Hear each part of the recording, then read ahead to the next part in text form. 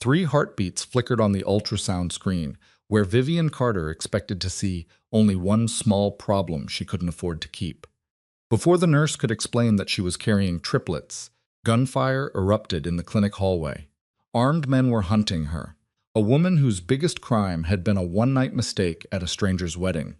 Within the hour, she'd stand before Adrian Blackwood, the East Coast's most feared crime boss, and learn that the babies growing inside her were worth more than empires. Her simple life was over. His deadly world had just begun. The fluorescent lights in the clinic waiting room hummed with kind of sterile indifference that matched Vivian Carter's mood perfectly. She sat with her purse clutched against her stomach, fingers worrying the frayed strap, trying not to meet anyone's eyes. The other women in the waiting area looked just as lost, just as alone. At 27, Vivian had imagined her life would look different. A stable job, a loving partner, maybe a small apartment that didn't smell like mildew and broken dreams. Instead, she was drowning in $30,000 of medical debt from her mother's final hospital stay, working double shifts at a diner that paid minimum wage, and now this, pregnant. The words still felt foreign in her mouth, like a language she'd never learned to speak. It had been one night, one stupid, reckless night, 6 weeks ago at her coworker's wedding reception. Too much champagne, too much loneliness, and a stranger with dark eyes who'd made her feel seen for the first time in years. She didn't even know his full name, just Adrian. He disappeared before dawn, leaving her with nothing but a memory that burned hotter than it should have, and consequences she couldn't afford to keep. The nurse's voice cut through her spiraling thoughts, calling for Vivian Carter.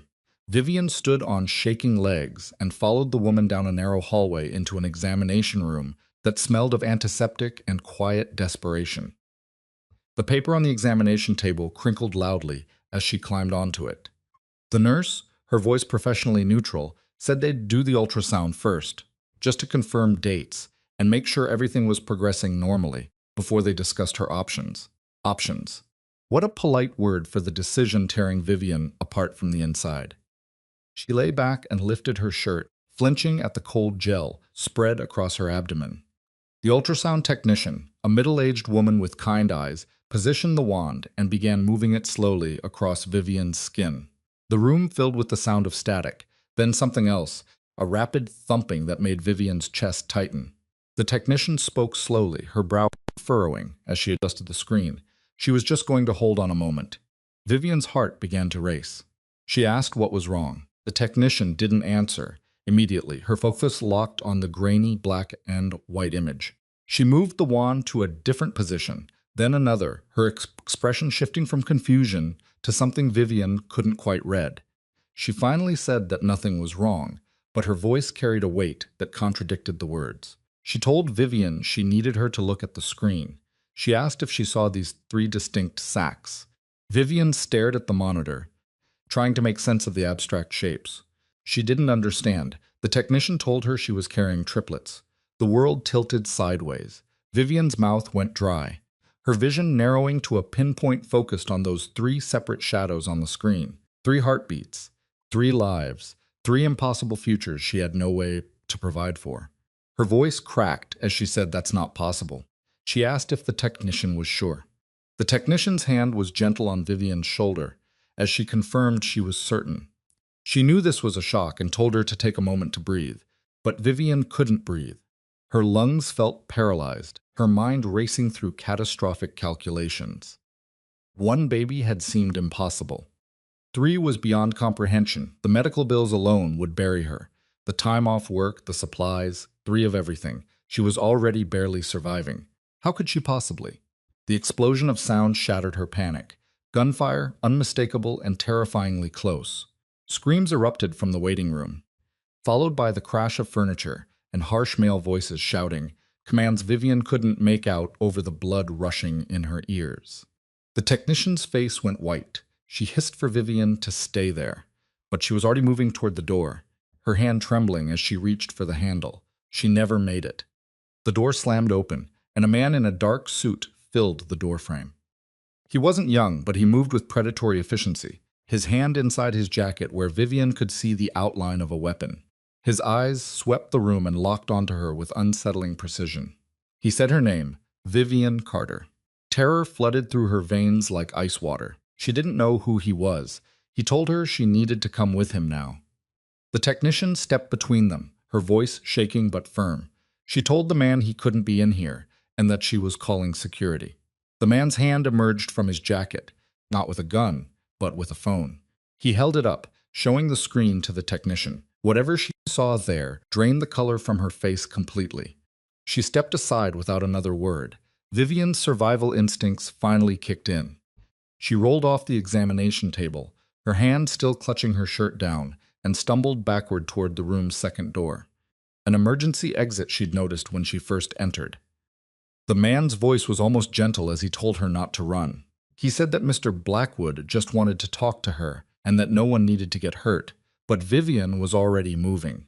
She yanked open the emergency exit and plunged into a stairwell, the alarm shrieking behind her. Her shoes slapped against concrete as she took the stairs 2 at a time, her heart hammering so hard she thought it might burst.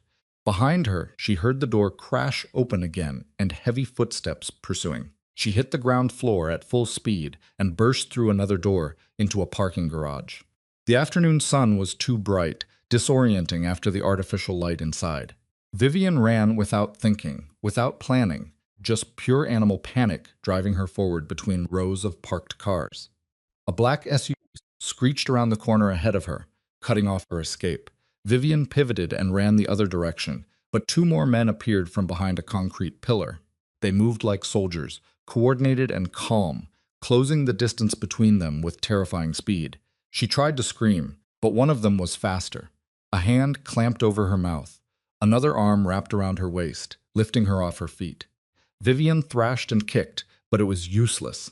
The man was twice her size, and within seconds, she was being carried toward the waiting SUV. One of them said sharply to be careful. He said that Mr. Blackwood told them not to hurt her. They placed her in the back seat with surprising gentleness, one man sliding in on either side of her, while a third took the driver's seat. The doors locked with a heavy click that sounded like a prison cell closing. Vivian's breath came in ragged gasps, her mind screaming at her to do something, anything. But there was nowhere to go and no way to fight. The SUV pulled smoothly out of the parking garage and merged into traffic as if nothing unusual had just happened. Vivian finally managed to ask where they were taking her, her voice barely above a whisper. The man to her left, the one who'd first found her in the examination room, glanced at her with something that might have been sympathy. He said they were going somewhere safe. Vivian's laugh bordered on hysterical as she questioned the idea of safety after being kidnapped at gunpoint. The man remained maddeningly calm, stating that no guns were drawn and she wasn't being kidnapped. He claimed she was being protected. Protected from what? He didn't answer, and the silence that followed was somehow worse than any threat could have been. The drive lasted 45 minutes, taking them out of the city and into countryside Vivian had never seen before. Massive estates began appearing behind iron gates and stone walls, each one more imposing than the last. Finally, the SUV turned onto a private road that wound through manicured grounds, so vast Vivian couldn't see where they ended. The mansion that eventually appeared before them didn't look real. It was something from a movie. All modern glass and ancient stone somehow merged into an architectural statement of impossible wealth. Fountains flanked the circular driveway. Sculptures that probably cost more than Vivian would earn in her lifetime dotted the perfectly maintained lawns. The SUV stopped at the main entrance and the men escorted her out. Not roughly, but with an efficiency that made it clear resistance would be pointless. They guided her up marble steps, through massive wooden doors, and into an entrance hall that made Vivian feel smaller than she'd ever felt in her life. One of the men told her to wait there, gesturing to a sitting area furnished with antiques that belonged in a museum. Then they left her alone. Vivian stood frozen, her mind unable to process the surreal shift from the clinic's sterile walls to this overwhelming display of wealth. Her hand unconsciously moved to her stomach where 3 impossible lives continued growing, unaware of the chaos their existence had triggered. The sound of footsteps on marble made her turn. The man walking toward her stole the breath from her lungs. She recognized him immediately, though she'd only seen him once before in dim lighting at a wedding reception 6 weeks ago. Adrian Blackwood looked different in the afternoon sun, streaming through floor-to-ceiling windows. He looked more dangerous, more real, more absolutely terrifying in his casual control of everything around him.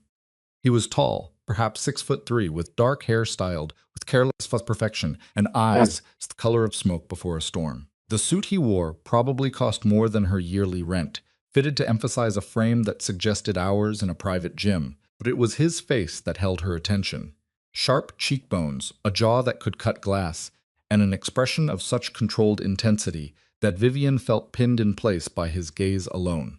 Her name in his mouth sounded different than it ever had before, possessive, certain, weighted with meanings she didn't understand. She breathed his name, then anger flooded through her fear. She accused him of having her kidnapped and sending armed men to a medical clinic. Adrian interrupted, his voice carrying the kind of authority that probably silenced boardrooms and terrified enemies. He said he sent men to protect her, that there's a difference. Vivian demanded to know what he was protecting her from, her hands clenching into fists at her sides. She insisted she was fine until his thugs showed up. He told her she was about to make the biggest mistake of her life. The words hit her like a physical blow. She shot back that it wasn't his decision to make.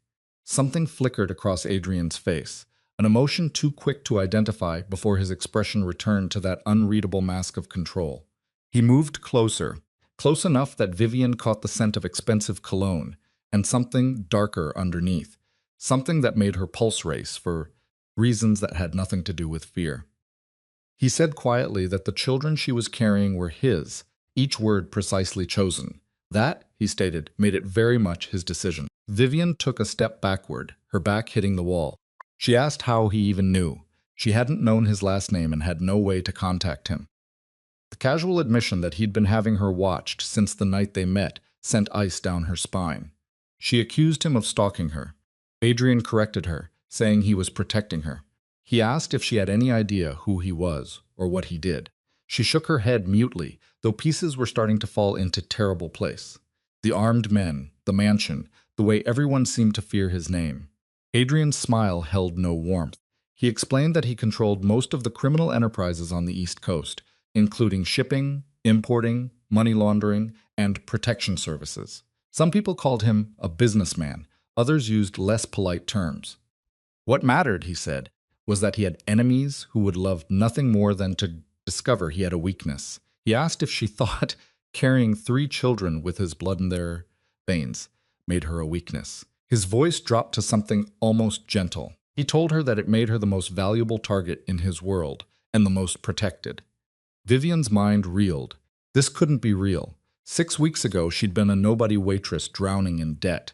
Now she was standing in a crime lord's mansion, being told she was carrying his heirs. She said she wanted to leave, hating how her voice shook. She wanted to go home right now. He replied with a single absolute word, no. Vivian insisted he couldn't keep her here, though the tremor in her voice undermined her conviction. She called it kidnapping. Adrian, matter-of-factly, stated that the law didn't apply to men like him. He told her that her old lit life was over. The moment she walked into that clinic planning to terminate his children, she became part of his world. And in his world, those babies represented the future of an empire worth billions. He declared that they would be born healthy and safe, raised with every advantage, and protected from every threat. That was not negotiable. Vivian said desperately that they weren't his to claim, that he had no right. Adrian moved so fast she didn't have time to flinch. His hand cupped her face with surprising gentleness, tilting her chin up until she had no choice but to meet his eyes. The intensity there stole her breath. It wasn't cruelty, but something far more complex and infinitely more dangerous. He said softly that he had every right, and that she would understand that soon enough. He told her the mansion had 50 rooms, and she could choose anyone she liked. She'd have staff to attend to her every need, doctors who specialized in high-risk pregnancies, and security that would keep her safer than she'd ever been in her life. In return, all he asked was that she carry those children to term and allow them to be raised as they deserved. She asked what would happen if she refused. Adrian's thumb brushed across her cheekbone, the gesture almost tender. He said she wouldn't, because despite her fear and anger, he saw something in her that night they met. He called her a survivor. She did what needed to be done to stay alive, and right now, Staying alive meant accepting his protection. He released her and stepped back, pulling a phone from his pocket. He said Elena would show her to her room and to tell her anything she needed. He warned her that if she tried to leave the grounds, his men would stop her. Not violently, he meant what he said about keeping her safe, but she would not leave until those children were born. He asked if she understood. Vivian wanted to scream, to fight, to do anything but accept this nightmare. But looking at Adrian Blackwood's implacable expression, she understood with crushing certainty that she had no power here, no choices, no escape. She whispered that she understood. Adrian said good. He turned to leave, then paused. He said that for what it was worth, he was sorry it had to be this way. In another life, perhaps, things could have been different between them. Then he was gone, his footsteps echoing away down the marble hall, leaving Vivian alone with her terror and the 3 tiny heartbeats that had just condemned her to a beautiful prison.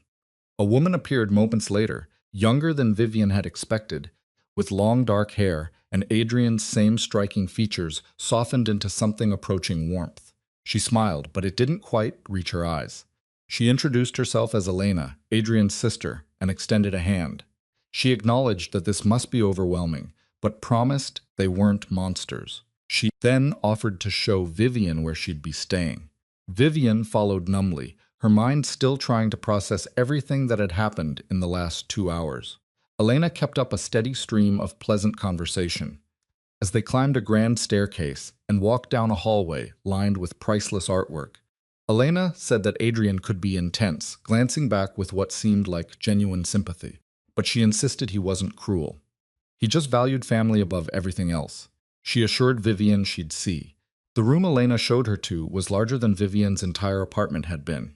A massive 4-poster bed dominated the space, surrounded by elegant furniture and floor-to-ceiling windows that overlooked the estate grounds.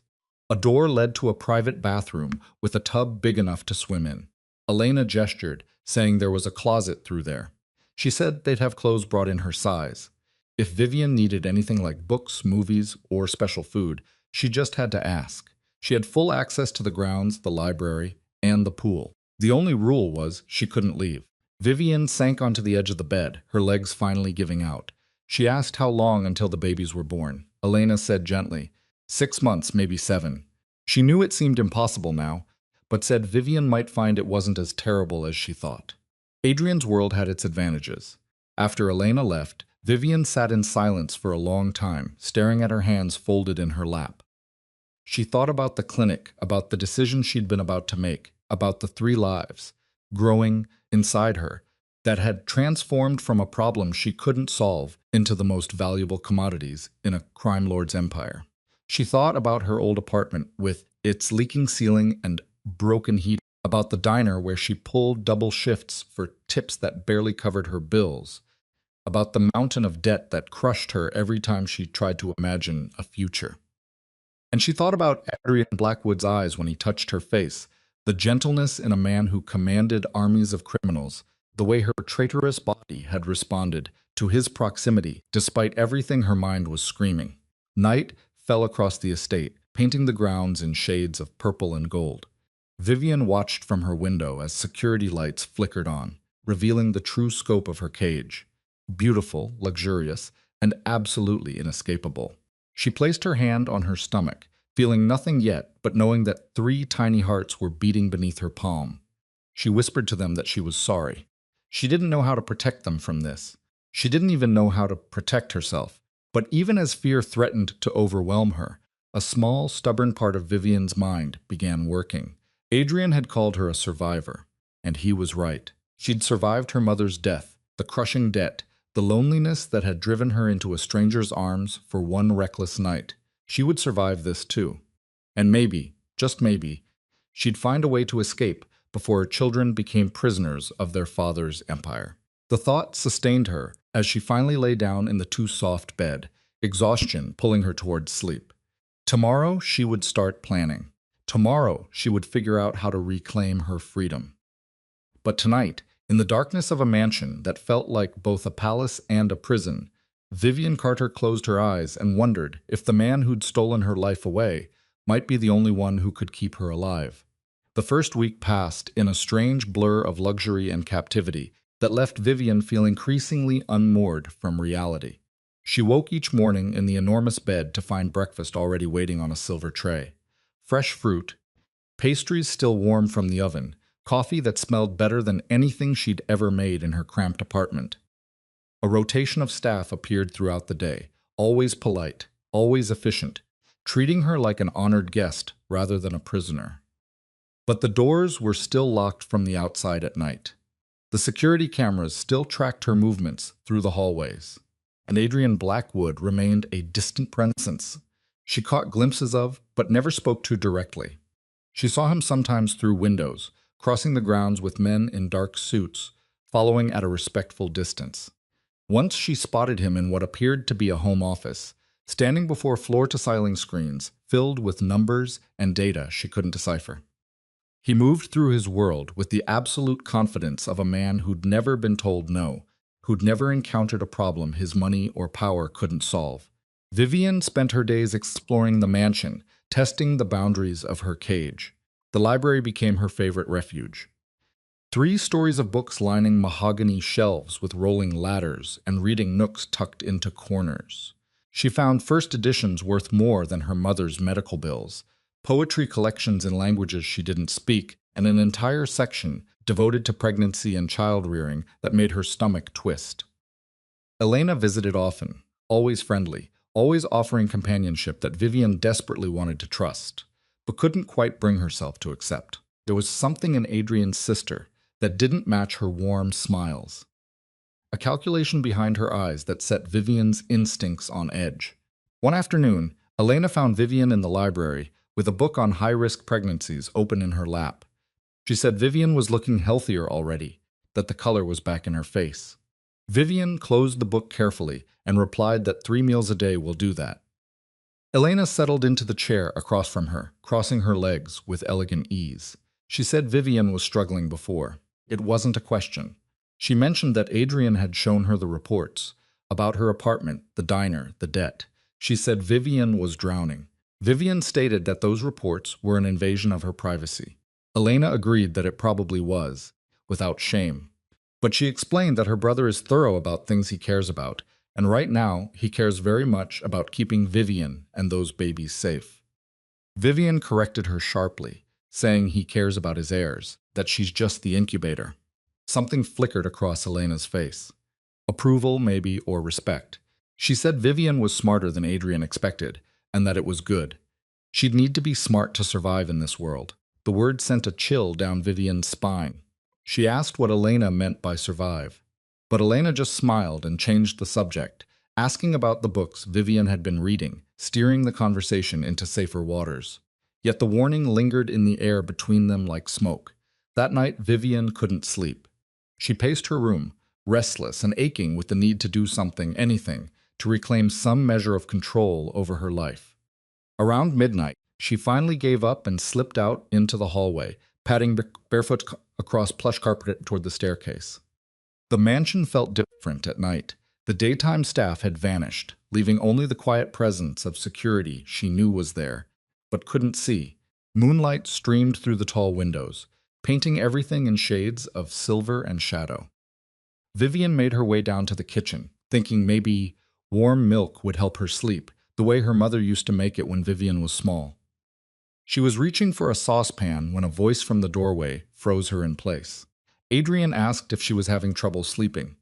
He stood silhouetted against the hallway light, still dressed in suit pants and a white shirt with the sleeves rolled up to reveal surprisingly strong forearms. He looked tired, she realized, the kind of bone-deep exhaustion that came from carrying a weight no one else could see. Vivian said she didn't think he'd be awake, hating how her voice came out breathless. Adrian moved into the kitchen with that same predatory grace she'd noticed before. He said he didn't sleep much. Every movement was economical and controlled. The empire doesn't rest, so neither can he.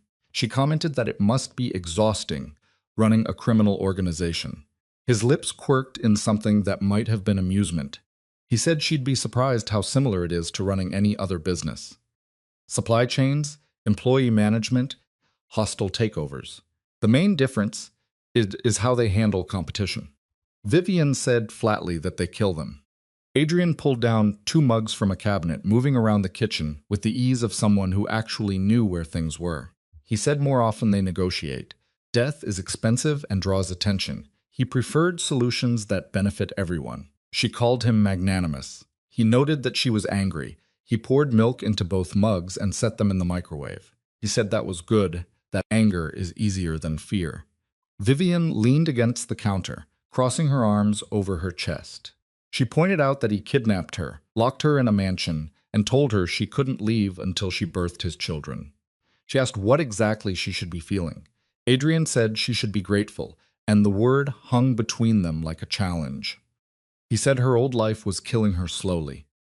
Here, she had everything she needed except freedom. He argued that freedom is overrated when you're starving. The microwave beeped, and Adrian retrieved the mugs, handing one to Vivian.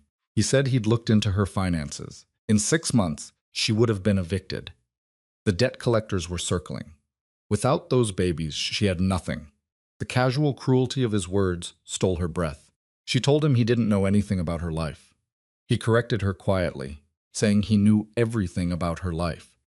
He knew her mother died of ovarian cancer 18 months ago.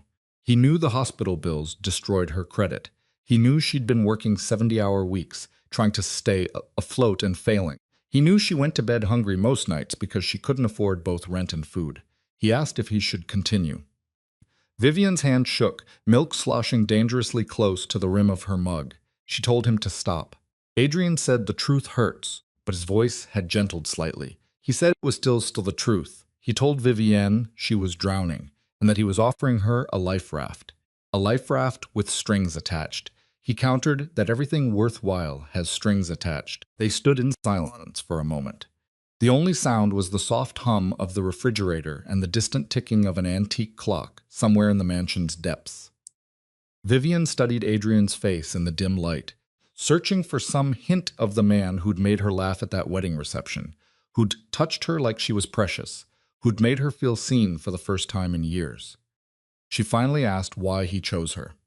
That night at the wedding, he could have had anyone. Something shifted in Adrian's expression, a crack in the armor he wore so carefully. He explained that she was sitting alone at a table in the corner, watching everyone else dance. She looked sad and beautiful and completely out of place. He recognized that feeling. She pointed out that he was a billionaire crime lord and couldn't possibly understand loneliness. Adrian said softly that power is the loneliest thing in the world. Everyone wants something from you. Everyone fears you. No one sees you. But that night she'd looked at him like he was just a man. He hadn't felt that in years. The vulnerability in his admission caught Vivian completely off guard. For a moment, she glimpsed the human being beneath the ruthless reputation. Someone just as trapped as she was, just in a different kind of cage. She said that didn't make what he was doing right. Adrian agreed that it didn't, but it made it necessary. He paused, seeming to choose his words carefully about the children. He shared that his mother abandoned him when he was 8 years old, leaving him with a father who saw him as a weapon to be sharpened, not a child to be loved. He'd built this empire from nothing, and he did it alone. The babies she was carrying were the first family he'd chosen in 30 years. He would not lose them. The raw honesty in his voice made Vivian's chest ache. She set down her mug with trembling hands. She asked about herself, if she factored into this family he was building, or if she was just the delivery system. Adrian stepped closer, close enough that she could feel the heat radiating from his body. He admitted he hadn't decided yet. She replied, how comforting. He asked if she wanted comfort, saying he'd provide it. If she wanted honesty, he raised his hand, hesitating a moment before brushing a strand of hair back from her face. Honestly, he didn't know what to do with her. Vivian Carter. You complicate things. She replied that maybe she didn't want to be uncomplicated, that maybe she was counting on that. The air between them felt charged with possibility and danger in equal measure. Vivian's pulse hammered in her throat as Adrian's fingers lingered against her cheek, his thumb tracing the line of her jaw with devastating gentleness.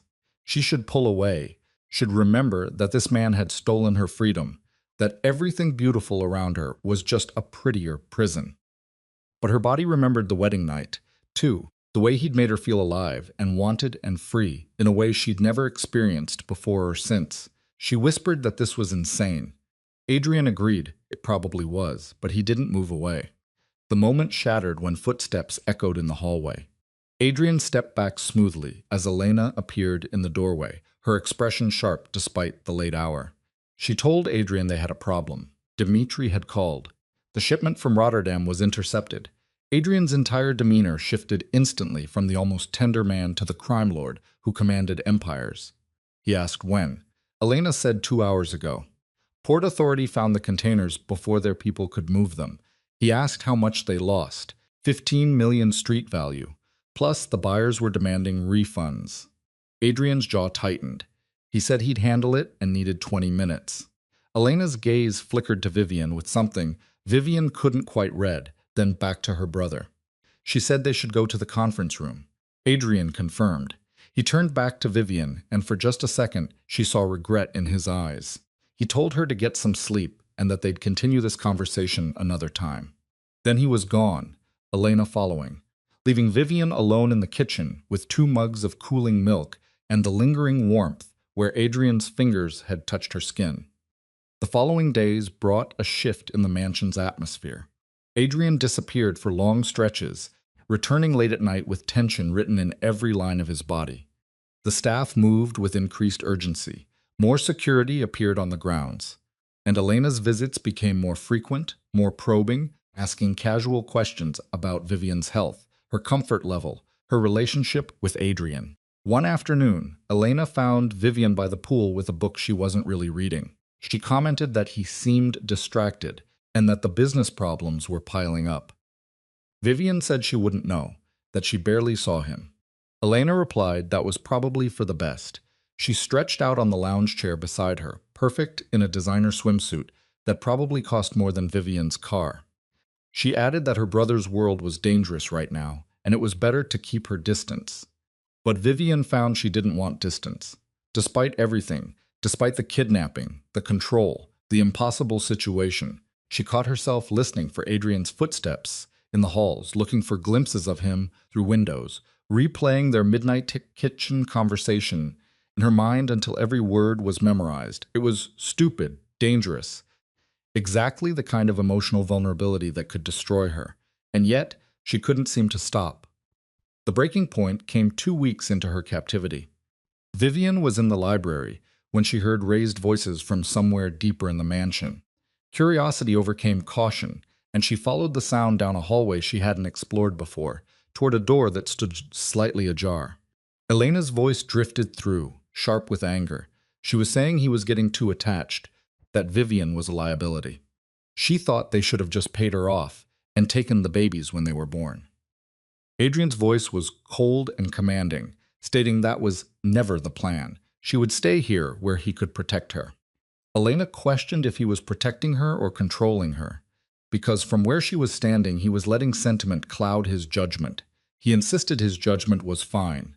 Elena pushed back, asking if it was, because Dmitri said he turned down the Montenegro deal, because it would require him to be out of the country for 3 weeks. He'd never let anything interfere with business before. Silence fell, thick and dangerous. Vivian held her breath, pressed against the wall just out of sight. When Adrian finally spoke, his voice was low and lethal. He told Elena that what he did with his time was not her concern. She retorted that everything he did was her concern when it affected this family. She called Vivian nothing, a nobody from nowhere who got lucky one night, and warned him not to mistake her for something she's not. He asked what she thought Vivian was. A womb. Elena said that's all she'll ever be to him, no matter what lies he told himself late when he checked on her like some lovesick teenager. The single word, enough, cracked like a whip. Vivian flinched, her heart racing. Adrian continued, each word precisely measured. He told his sister she was forgetting herself. Vivian was under his protection, and that made her untouchable. If he heard her speak about her that way again, there would be consequences. He asked if she understood. Elena's voice dripped with false sweetness. She understood perfectly and would leave him to his delusions. Footsteps approached the door. Vivian barely had time to retreat around the corner before Elena emerged, her expression thunderous. She stalked past without noticing Vivian pressed into a shadowy alcove, her designer heels clicking sharply against the marble. Vivian waited until the footsteps faded before releasing her held breath. Her mind reeled from what she'd overheard. Elena's barely concealed contempt, Adrian's unexpected defense, the revelation that he checked on her at night when she was sleeping. She should feel violated by that last part. Instead, warmth spread through her chest. Adrian's voice from inside the room made Vivian jump. He told her she could come out now. He'd known she was there. Of course, he had. Men like Adrian Blackwood didn't survive by being unobservant. Vivian stepped into the doorway. Adrian stood by the window, his back to her, hands in his pockets. Even from behind, she could read the tension in his shoulders. He asked how much she heard without turning. Enough. He then said she knew his sister thought he was making a mistake keeping her here. Vivian asked if he was. Adrian turned, and the expression on his face stole Vivian's breath. It wasn't the cold mask of the crime lord or the controlled calculation of the businessman. It was something raw and real and frighteningly vulnerable. He admitted he didn't know, but he couldn't seem to make himself have care about the strategic implications, not when it came to her. Vivian's throat tightened. She asked why. Adrian said simply it was because she looked at him like he was human. Everyone else saw the empire, the power, the reputation. They saw what he could give them or what he could take away. But she saw him, and that terrified him more than any enemy ever had. The honesty in his words cracked something open in Vivian's chest. She crossed the room before she could talk herself out of it, closing the distance between them until only a foot of charged air separated them. She said she was still angry at him for taking her choices away, for treating her like property. He knew. She added that she didn't trust him. Not completely. He didn't expect her to. But she also didn't think he was a monster. Vivian placed her hand on his chest, feeling his heart beating hard beneath her palm. She thought he was a man who'd spent so long protecting himself that he's forgotten how to let anyone in. Adrian's hand covered hers, pressing it more firmly against his chest. He said that letting people in gets you killed in his world. She replied that maybe it did, or maybe it was what made him human enough to survive it. For a long moment, they stood there, connected by touch and truth, and something neither of them could name. Then Adrian lifted her hand to his lips and kissed her knuckles with devastating tenderness. He murmured against her skin that she was dangerous. She whispered back that it was good, that maybe he needed someone dangerous in his life. The kiss happened inevitably, like gravity pulling them together. Adrian's mouth on hers was nothing like their first kiss at the wedding. That had been champagne and recklessness and escape. This was hunger and recognition and the terrifying acknowledgement of something real between them. Vivian melted into him, her hands fisting in his shirt, anchoring herself against the dizzying intensity of his touch. Adrian kissed her like she was air, and he was drowning, like she was the answer to questions he'd been asking all his life. When they finally broke apart, both breathing hard, Adrian rested his forehead against hers. He said roughly that this didn't change anything. She was still staying here, still under his protection. She knew. He added that he was still a criminal who'd done terrible things to build this empire. She knew that too. She asked why then. Vivian interrupted, saying it was because she was tired of being afraid. And because maybe they were both trapped in cages of their own making, and maybe they could figure out how to be free together. Adrian pulled back slightly, searching her face. He said she didn't know what she was saying, mentioning the danger, the enemies, the life he leads. Vivian said steadily that she knew she was carrying 3 babies who would be born into this world, whether she wanted them to be or not. She knew running would get her killed. And she knew that despite everything, when he touched her, she felt safer than she had in years. That might make her crazy, but it was the truth. Something shifted in Adrian's expression. A decision being made, a door being opened that had been locked for decades. He cupped her face in both hands, his thumbs brushing across her cheekbones with infinite care. He said quietly that if they did this, if they tried to build something real between them, it wouldn't be easy. His world would test her in ways she couldn't imagine. She insisted she was stronger than she looked. He replied that he was beginning to understand that. Adrian kissed her again, softer this time, sweet and full of promise. He asked her to stay with him, not because she was trapped, but because she chose to. The explosion of sound cut off her words. Glass shattered somewhere in the mansion, followed by shouts and the unmistakable crack of gunfire. Adrian's entire body went rigid, his expression transforming instantly into lethal focus. He commanded her to stay here, already moving toward the door. He told her to lock it behind him and not to open it for anyone but him. She asked what was happening, but he was already gone, leaving Vivian alone as chaos erupted through the mansion like a storm. More gunfire, running footsteps, screams that made her blood run cold. Vivian's hands moved to her stomach, protective instinct overwhelming everything else. She stumbled toward the door, meaning to lock it as Adrian had ordered, when Elena appeared in the hallway. Elena grabbed her arm, pulling hard. She said they had to get her out of here. The Vulaf had found out about her and were attacking the house. Vivian said that Adrian told her to lock the door. Elena replied that Adrian was handling the security breach downstairs and that she was supposed to get Vivian to the safe room. Something in Vivian's gut screamed a warning, but the sounds of violence were getting closer, and Elena was already dragging her down the hallway at a run. They burst through a service entrance Vivian had never seen before, into a narrow stairwell that led down into darkness. Vivian gasped, trying to keep up and asking where they were going. Elena explained it was a tunnel system under the estate that led to the garages. They'd get her out before. Elena's words cut off as they emerged into an underground garage lit by harsh fluorescent lights. But instead of cars waiting to spirit them away to safety, Vivian saw three men in dark tactical gear standing beside a black van. Her blood turned to ice. Elena's grip on her arm tightened painfully. When Vivian turned to look at her, Adrian's sister was smiling, a cold, triumphant expression that transformed her beautiful face into something cruel. Elena said she was sorry, though she didn't sound sorry at all. She explained that those babies were worth far more to her brother's enemies than they were to him, and she always did prefer the highest bidder. Vivian tried to scream, tried to fight, but one of the men was already moving forward with a cloth in his hand. The chemical smell hit her nose a second before darkness swallowed her whole. Vivian woke to the smell of rust and decay, her head pounding with a chemical fog that made thinking feel like swimming through mud. The surface beneath her was cold concrete, rough against her cheek. She tried to move and discovered her wrists were bound behind her back, with zip ties that cut into her skin. Panic flooded through her system, burning away the last traces of whatever Elena had used to knock her unconscious. Vivian forced her eyes open and immediately wished she hadn't. She was in some kind of warehouse, massive and empty, except for industrial debris scattered across the floor.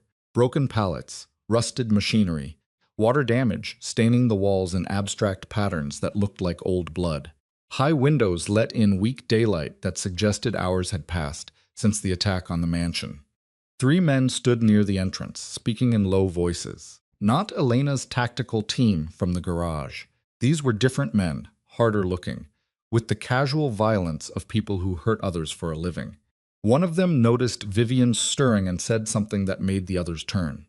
He said she was awake and to go tell Konstantin. Vivian's stomach dropped. She knew that name, had heard Adrian mention it once in a phone call she'd accidentally overheard.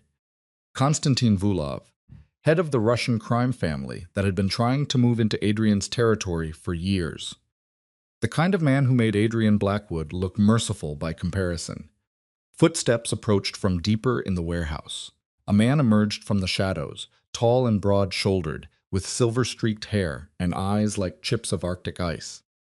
He moved with the confidence of someone who'd never lost a fight that mattered. His accent transformed her name into something foreign and threatening. He said Miss Carter was finally awake, and that they had much to discuss. Vivian struggled to sit up, her bound hands making the movement awkward and painful. She asked where she was. He replied that she was somewhere Adrian Blackwood would never find her, or at least not before they accomplished what they needed to. Her voice came out as a whisper as she realized they wanted the babies. Her free hand instinctively moved to protect her stomach. Konstantin smiled, but there was no warmth in it. He said she was very perceptive. Adrian's heirs were worth a great deal to certain parties. Some wanted them dead, eliminating the next generation of Blackwoods before they could be born. Others wanted them alive as leverage. He preferred the latter option as it was less messy and more profitable. She retorted that Adrian would kill him for this. Constantine corrected her, saying Adrian would try, but first he had to find her. And thanks to his traitorous sister providing such detailed information about his security protocols, he was confident they had several days before his people even knew where to begin looking. The casual mention of Elena's betrayal made Vivian's chest tight with fury and fear in equal measure. She asked why she would do this, since Adrian was her brother. Constantine stood, looking down at her with something almost like pity. He said family meant different things to different people. Elena had ambitions her brother didn't take seriously. She believed a woman could never truly lead the Blackwood Empire while Adrian lived. This arrangement served both their interests beautifully. He was going to help her kill him eventually. First, they would extract maximum value from this situation. He explained that she and those babies represented $30 million in ransom, payable not by Adrian, but by his enemies who wanted him weakened enough to destroy. Once they had the money, they'd deliver her to them, and they'd use her to break the great Adrian Blackwood. When he was sufficiently devastated, Lake would arrange for his tragic death, inherit the empire, and reward him with control of the eastern shipping routes. Everyone would win, except her, Vivian said through gritted teeth. Constantine agreed without shame. He said she was always just a pawn in much larger games, and the sooner she accepted this, the easier the next few months would be. He turned to leave, and desperation made Vivian call out. She pleaded for a doctor for the babies, arguing that if something happened to them, he'd lose his leverage. Constantine paused, considering. He said she made a valid point, and he would send someone to examine her. But he warned her not to mistake pragmatism for mercy. He would keep her alive only as long as she was useful. If she tried to escape, refused to cooperate, or caused trouble in any way, he would demonstrate exactly how little her life meant to him. He asked if she understood. Vivian nodded mutely, hating herself for the submission, but knowing she had no other choice. Constantine left, taking 2 of the guards with him. The third remained by the door, armed and alert, making it clear that any attempted escape would be futile. Alone, except for her silent guard, Vivian finally let the tears come. They burned hot down her cheeks, as the full horror of her situation crashed over her like a wave. She'd been kidnapped, betrayed, and sold to Adrian's worst enemy. The man she'd been starting to trust, maybe even starting to feel something deeper for, would think she'd escaped or been killed. And the 3 lives growing inside her were now bargaining chips in a war she didn't understand. Her mother's voice echoed in her memory, something she'd said during those final weeks in the hospital. She'd told her baby girl that she was stronger than she knew. When the world tries to break you, you bend instead. You survive. Vivian pressed her forehead against the cold concrete and forced herself to breathe. She was still alive. The babies were still alive, and somewhere out there, Adrian Blackwood was looking for her. She had to believe that. He'd defended her to Elena. He'd kissed her like she mattered. He wouldn't just abandon her to his enemies. She hoped. The hours crawled past with agonizing slowness. The doctor arrived eventually, a nervous man who examined her with shaking hands while a guard watched. He confirmed the baby's heartbeats were strong, gave her prenatal vitamins, and left without meeting her eyes. Vivian wondered how much Constantine was paying him to violate every oath he'd ever taken. They moved her to a small room deeper in the warehouse as night fell, cutting the zip ties and replacing them with a chain attached to a radiator that gave her enough movement to reach a bucket in the corner and a thin mattress on the floor. Someone brought food that Vivian forced herself to eat despite her churning stomach. She needed strength, needed to stay sharp, needed to survive. The attack came at 3 in the morning.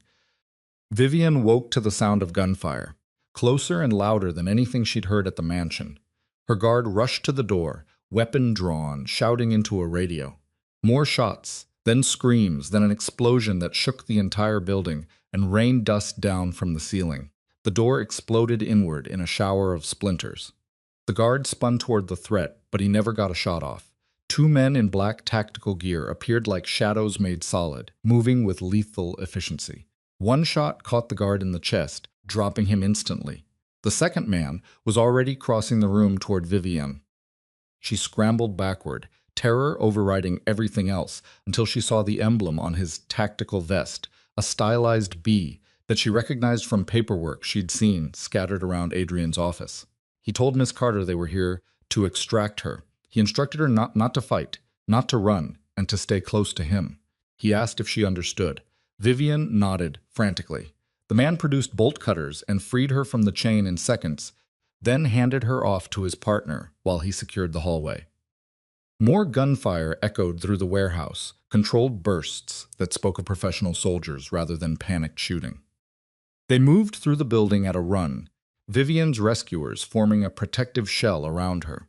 Bodies littered the floor, some wearing tactical gear like Constantine's men, others in the black uniforms of Adrian's security forces.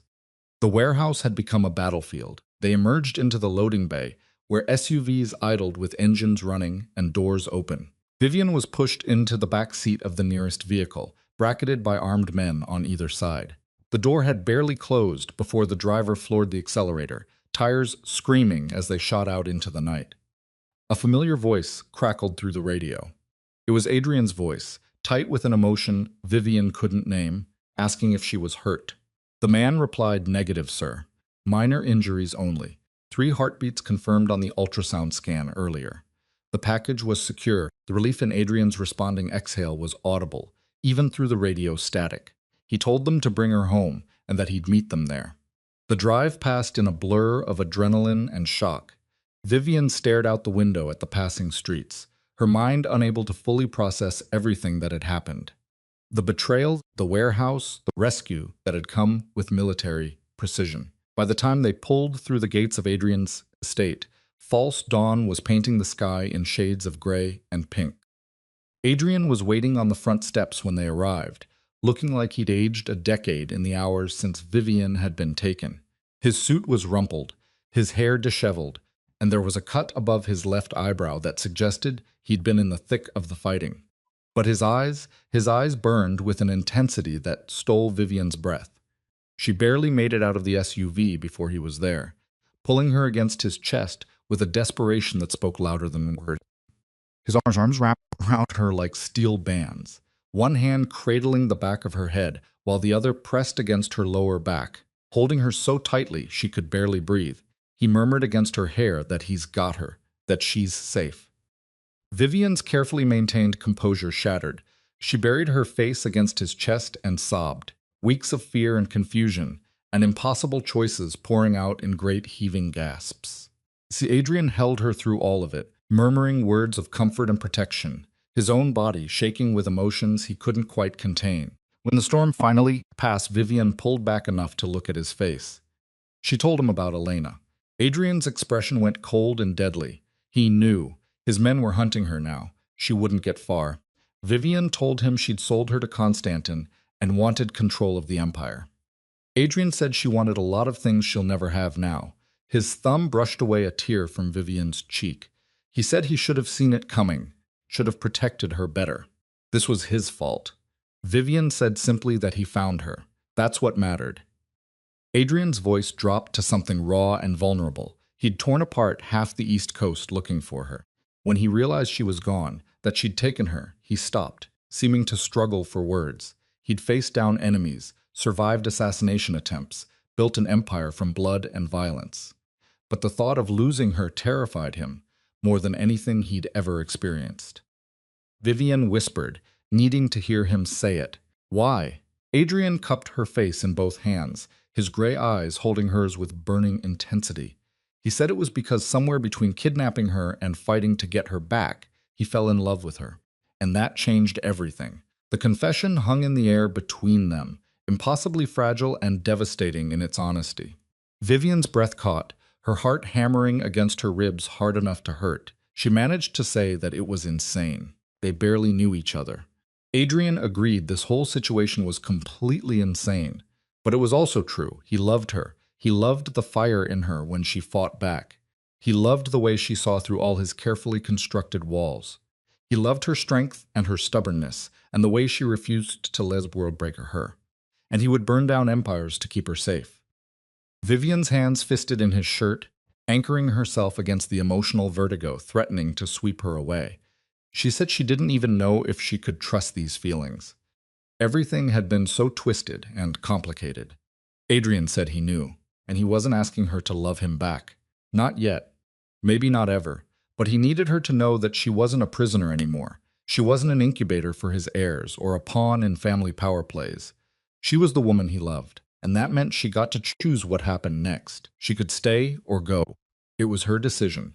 He'd give her money, protection, a new identity if she wanted it. She could disappear and raise those babies somewhere he'd never find her. Or, his voice roughened, she could stay here and let him try to build something real with her. A partnership, a family, a life that was actually worth living. The offer stole Vivian's breath. After weeks of having every choice stripped away, Adrian was handing her back her freedom.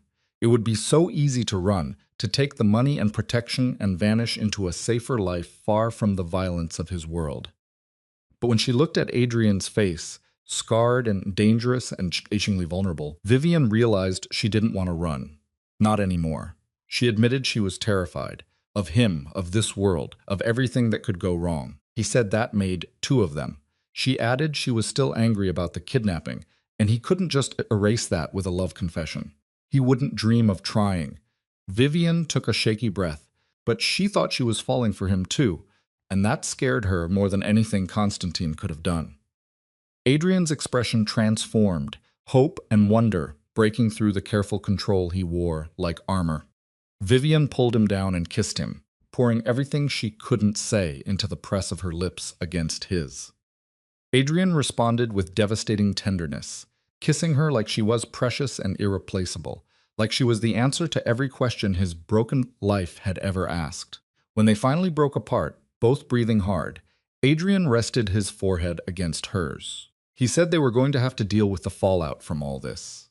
Elena's betrayal, Constantine's attack, the power vacuum it created. Things were going to get worse before they get better. She knew. He added that his enemies would come at her harder now that they knew what she meant to him. Vivian said then they'd face them together. Her hand moved to her stomach, protective and fierce. These babies deserved parents who fight for them, who fight for each other. Adrian promised they'd have that, whatever it took.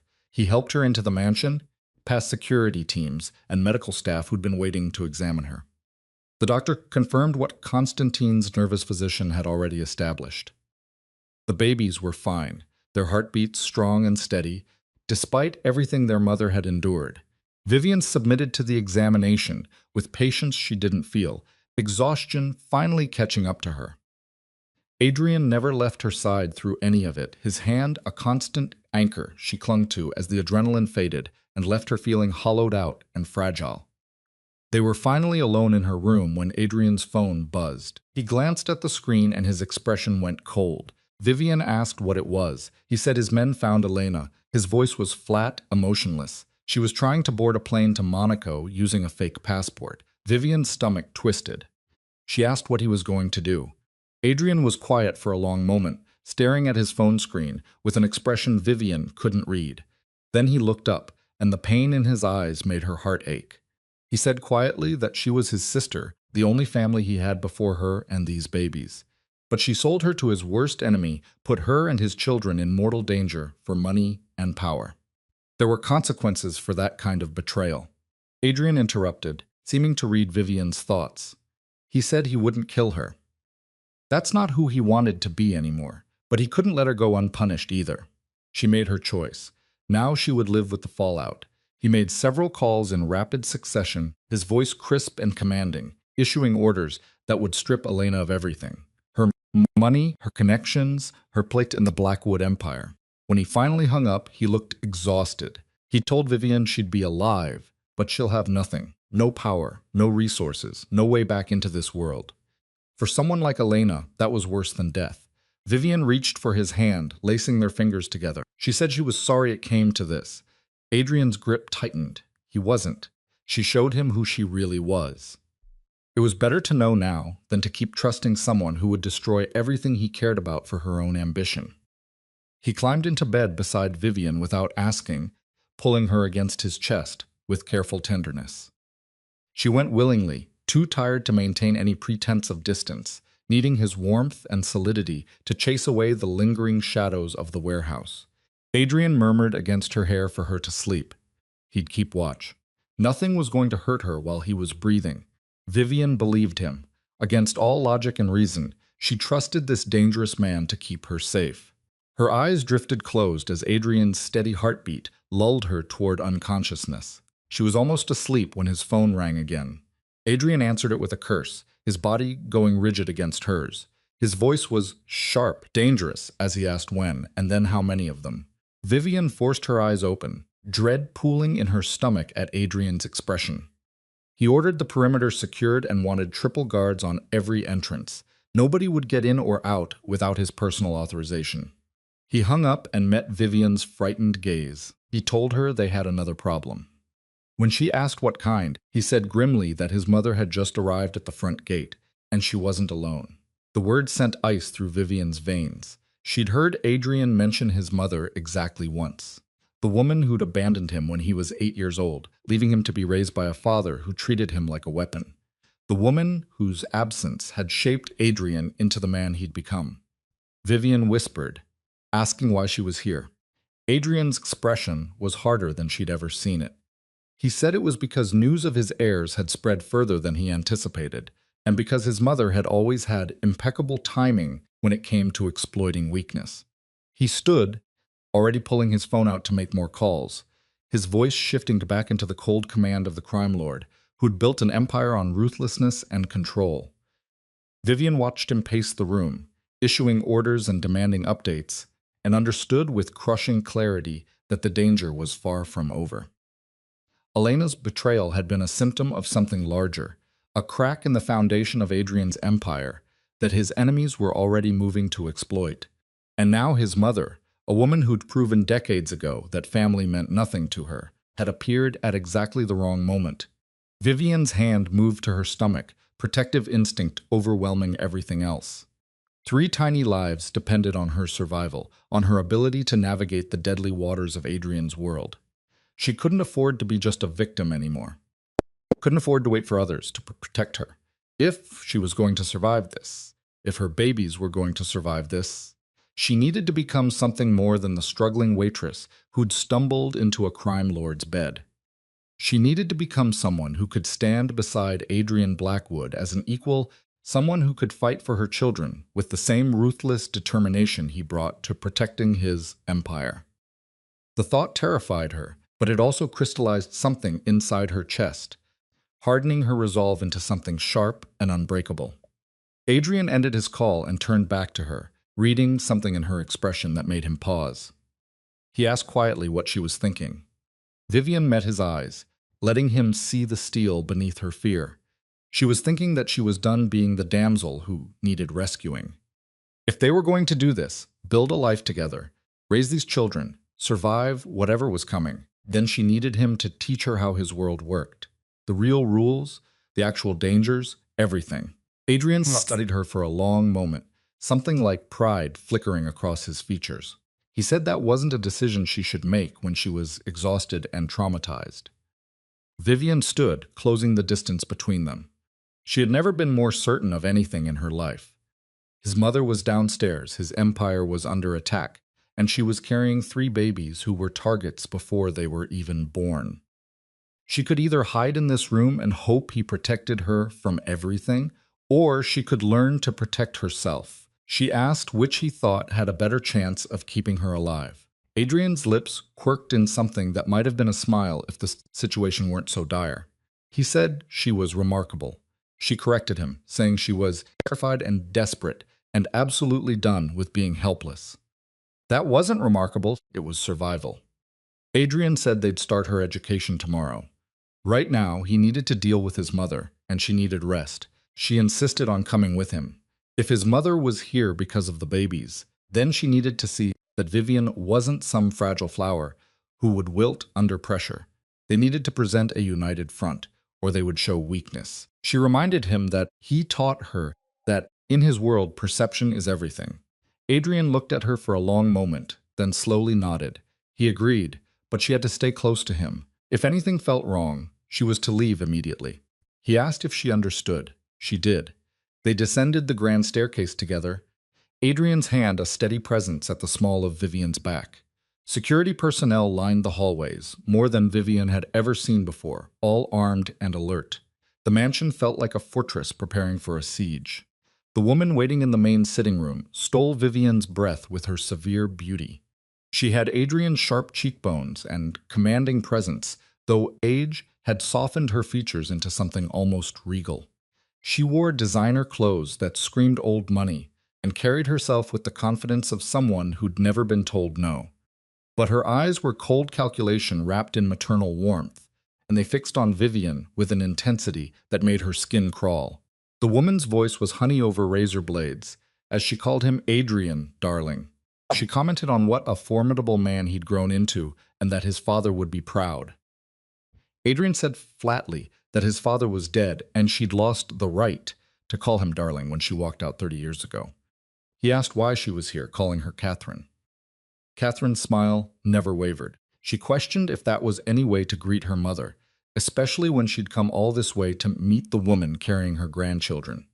Her gaze slid to Vivian, assessing and dismissive in equal measure. Vivian felt pinned under that scrutiny, reduced to component parts and found wanting. Catherine continued, her voice rich with false delight, about what a blessing 3 babies were and what a tremendous responsibility for someone so. She paused delicately, unprepared. Adrian said that Vivian was perfectly capable, his voice carrying a warning edge. Catherine agreed, but said that raising the heirs to the Blackwood Empire required more than capability. It required breeding, connections, and an understanding of how their world operated. Her smile sharpened as she added that these were things that couldn't be taught overnight to someone from such humble origins. Vivian felt Adrian tense beside her, preparing to defend her, but she spoke first. She calmly met Catherine's cold gaze without flinching and agreed that she was right. She didn't have breeding or connections. She was a waitress drowning in debt before his son decided she was important enough to protect. But she had something Catherine clearly didn't. She would never abandon her children for power or money or whatever, made her walk away from an 8-year-old boy who needed his mother. The temperature in the room dropped 10 degrees. Catherine's expression flickered. Surprise, then anger, then grudging respect. She called her spirited. She could see why Adrian was drawn to her, but spirit wouldn't protect her from what's coming. She asked if he was going to pretend the Vulov family wouldn't retaliate for Konstantine's losses, or that the other families wouldn't see his divided attention as weakness. She told him his enemies were circling, darling, and Vivian was the bleeding wound, drawing them closer. Adrian said with terrifying calm that he'd kill every single one of them. Anyone who threatened Vivian or his children would die. That wasn't a threat, he told his mother. It was a promise written in blood. Catherine laughed, the sound utterly devoid of warmth. She called him dramatic, saying he always was the theatrical one. But they both knew he couldn't protect her forever. Not when he was spread so thin trying to hold an empire together. So she was there to offer a solution. He didn't want her solutions. She insisted he'd want this one. Catherine leaned forward, her expression shifting into something almost genuine. She offered to take the children when they were born. She'd raise them properly, give them the education and connections they needed to truly lead this empire. He could visit whenever he liked, maintain his relationship with them, and Miss Carter could return to whatever life she chose, compensated handsomely for her service as a surrogate. The audacity of the proposal stole Vivian's breath. Adrian's hand tightened on her back, the only sign of his fury. He quietly told her to get out. Catherine told him to be reasonable. Adrian's voice was soft and absolutely lethal as he told her to get out of his house before he had his men throw her out. And if she ever suggested taking his children from their mother again, he would end her, blood relation or not. Catherine stood gracefully, smoothing her skirt. She said he was making a mistake. When this all fell apart, and it would, she told him not to come crying to her for help. She swept toward the door, then paused to look back at Vivian. She told her to enjoy her fairy tale while it lasted, but to remember that in their world, happy endings are just intermissions before the real tragedy begins.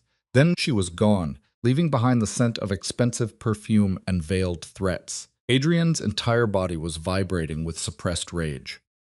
Vivian reached for his hand, lacing their fingers together. She said quietly that she was okay, that his mother couldn't hurt her with words. Adrian pulled Vivian against him, his embrace almost crushing. He said she'd try with more than words. His mother didn't make social calls. She was planning something. And whatever it was going to be worse than Elena's betrayal. Vivian held him tighter, feeling the tremors running through his powerful frame. She said they'd face it together, just like everything else. But even as she said the words, fear curled cold in her stomach because Catherine Blackwood hadn't looked like a woman making idle threats. She'd looked like a woman who already had a plan in motion, who'd come to the mansion not to negotiate, but to observe her pieces on a chessboard only she could see. And Vivian had the terrible feeling that they were all already 3 moves behind. The weeks following Catherine's visit transformed the mansion into something between a fortress and a war room. Adrian doubled security, installed new surveillance systems, and began teaching Vivian the brutal realities of his world with a thoroughness that left her exhausted and exhilarated in equal measure. She learned to read the subtle signals his men used to communicate threats, learned which families could be trusted, and which were waiting for any sign of weakness to strike. She learned that power in Adrian's world wasn't about violence. It was about knowing exactly when to deploy violence and when to choose mercy for maximum strategic advantage. One evening, Adrian spread surveillance photos across his desk while Vivian studied them from her position curled in the leather armchair nearby. Her pregnancy was starting to show now, a gentle swell beneath the designer clothes. Adrian insisted on buying her. He said the Castellanos were reaching out, wanting to negotiate a truce. Vivian's education had progressed enough that she understood the implications. After they backed Constantine's play against him, that was bold. Adrian's finger tapped one of the photos, a silver-haired man in an expensive suit. He said that was survival. Marco Castellano was smart enough to know Constantine's arrest left a power vacuum. He was offering an alliance before someone more aggressive filled that space. Vivian asked if he trusted him. Adrian glanced up, then corrected himself. He didn't trust anyone except her. The simple admission still had the power to steal Vivian's breath, even after weeks of growing closer. They'd fallen into a routine that felt almost domestic, despite the constant undercurrent of danger. Breakfast together, when Adrian's schedule allowed, evenings spent in his office, while he worked and she read, nights tangled together in bed, where he touched her with a reverence that made her feel precious and protected. But the shadow of Catherine's visit hung over everything, like a storm that refused to break. Vivian voiced the concern that had been gnawing at her, saying his mother had been quiet, too quiet. Adrian's expression darkened. He knew. His people were tracking her movements, but she was being careful. No obvious meetings with his enemies, no financial transactions that raised flags. She was planning something, but he couldn't figure out what. Vivian suggested maybe she gave up. Adrian said Catherine didn't give up. She waited. He stood and crossed to where Vivian sat, pulling her to her feet and into his arms. His hands settled protectively over her rounded stomach, feeling for the movement that had become more frequent as the babies grew. He said she'd never wanted anything to do with him until now. The timing wasn't a coincidence. Vivian leaned into his warmth, letting herself draw strength from his solid presence. She said they'd figure it out. Whatever his mother was planning, they'd handle it. Adrian's lips brushed her temple, soft and achingly tender. He asked when she became the optimistic one. Vivian tilted her head back to meet his eyes. It was when she realized being terrified all the time was exhausting, and when she started trusting that he actually knew what he was doing. He called that a dangerous assumption. Maybe, but he hadn't let her down yet. Adrian kissed her then, deep and searching, pouring emotion into the contact that he still struggled to voice. Vivian responded with equal intensity, her hands fisting in his shirt, anchoring herself against the dizzying feeling that swept through her every time he touched her, like this. Like she was the most important thing in his carefully controlled universe. They were still wrapped around each other when Adrian's phone buzzed. He pulled back with a curse, glancing at the screen, then his entire body went rigid.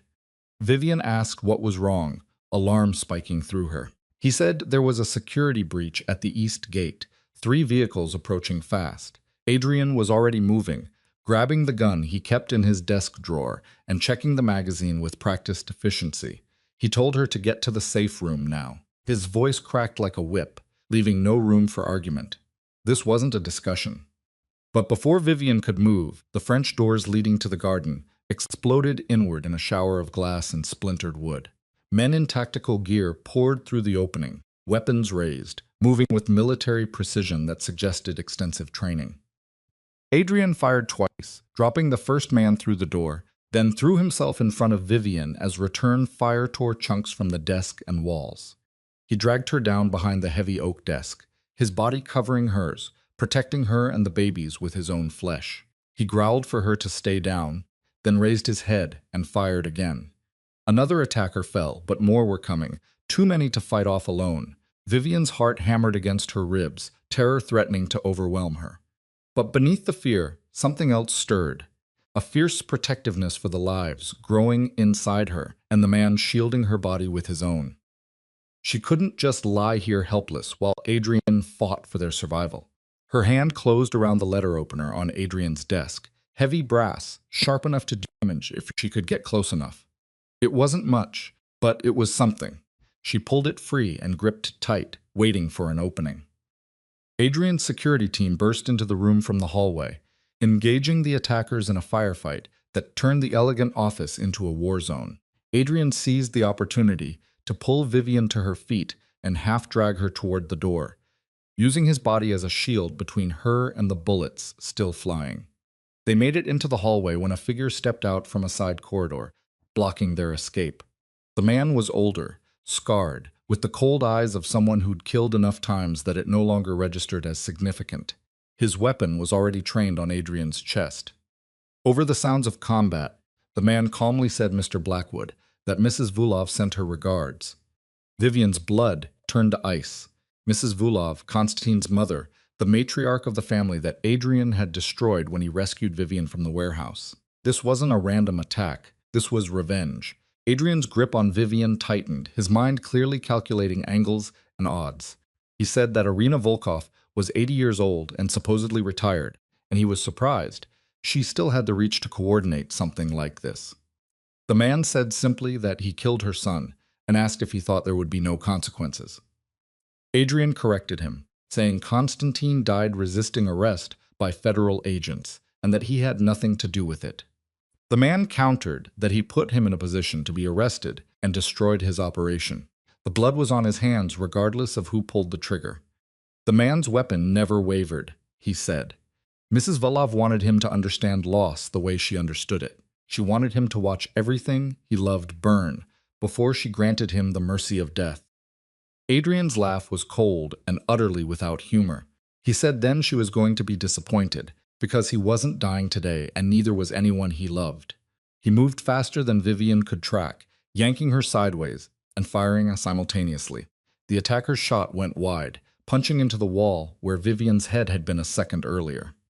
Adrian's aim was perfect. The man dropped with a hole in his forehead, dead before he hit the ground. But the motion had exposed Adrian's side, and another attacker Vivian hadn't seen was already firing from the far end of the hallway. Adrian jerked as the bullet caught him high in the shoulder, spinning him around. He stayed on his feet through sheer force of will, still keeping himself between Vivian and danger. Vivian screamed his name. He insisted he was fine and told her to move. He pushed her through the nearest door into what turned out to be a linen closet, following and slamming the door behind them. His left arm hung useless, blood soaking through his shirt in an expanding stain that made Vivian's stomach drop. She told him he wasn't fine, that he was bleeding. He dismissed it as a flesh wound that missed the bone. Adrian was already pulling out his phone with his good hand, texting rapid commands.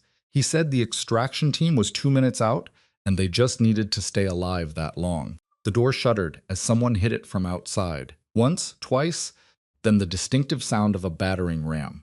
The lock wouldn't hold much longer. Adrian raised his weapon, his hand steady, despite the blood loss. He told her when that door opened, she was to run for the window at the end of the hall. Don't look back. Don't stop. His people would find her. She said she wasn't leaving him. She gripped the letter opener tighter, positioning herself beside him instead of behind him. They would survive this together or not at all. Adrian looked at her, something raw and fierce blazing in his eyes. He said she was the most stubborn woman he'd ever met. She replied that he loved her for it. He said he did, more than she knew.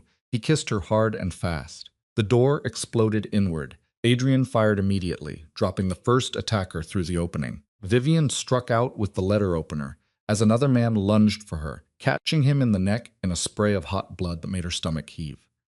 The man fell, clutching his throat, and Vivian stumbled backward in shock at what she'd just done.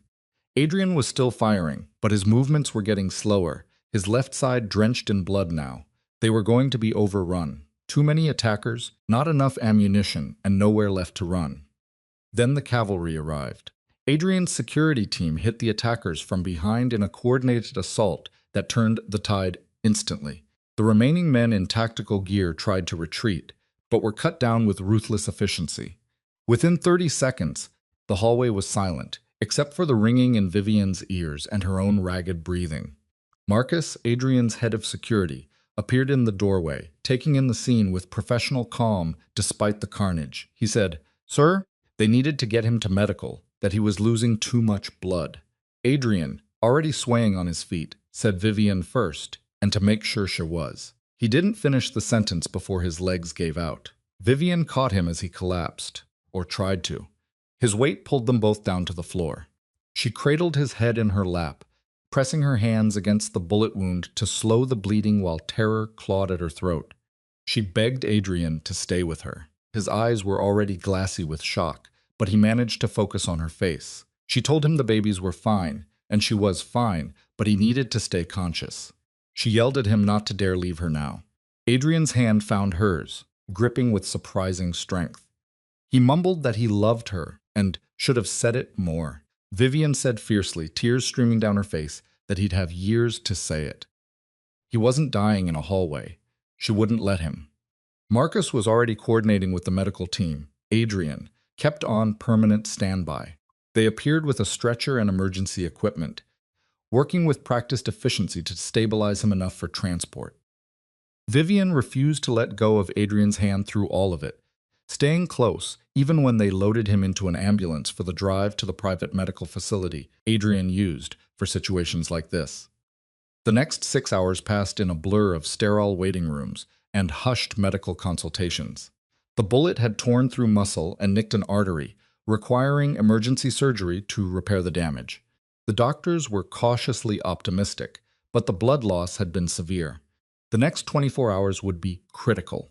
Vivian sat in a chair by Adrian's bedside in the ICU, still wearing clothes stained with his blood, and watched the monitors track his vital signs with mechanical precision. Her hands rested on her stomach, feeling the babies moving inside her, active and healthy, blissfully unaware of how close they had come to losing their father before they were even born. She whispered to Adrian's unconscious form that he couldn't leave them, that they needed him. She needed him. She begged him to fight and come back. Marcus appeared in the doorway looking exhausted. He told Miss Carter she should rest and offered to get her cleaned up and get some food. She insisted she wasn't leaving him. Marcus said Adrian would want her to take care of herself for the babies. Vivian's voice was steady, despite the tears still sliding down her cheeks. She said Adrian would want her exactly where she was. She asked what happened to the attackers. Marcus replied that the ones who survived were being questioned. They'd confirmed Irina Vulov ordered the hit. She was currently in Moscow, protected by the Russian government. They couldn't touch her there, but she could keep sending people after them. Marcus's silence was answer enough. Vivian stared at Adrian's pale face, at the tubes and wires connecting him to machines that were keeping him alive, and felt something hard and cold crystallize in her chest. Irina Vulov wanted revenge for her son. Fine. But if she thought Adrian was the only one capable of ruthless retaliation, she was about to learn a very painful lesson. Vivian said quietly that she wanted everything they had on her. Financial records, known associates, properties she controlled. Everything. Marcus studied her with new assessment.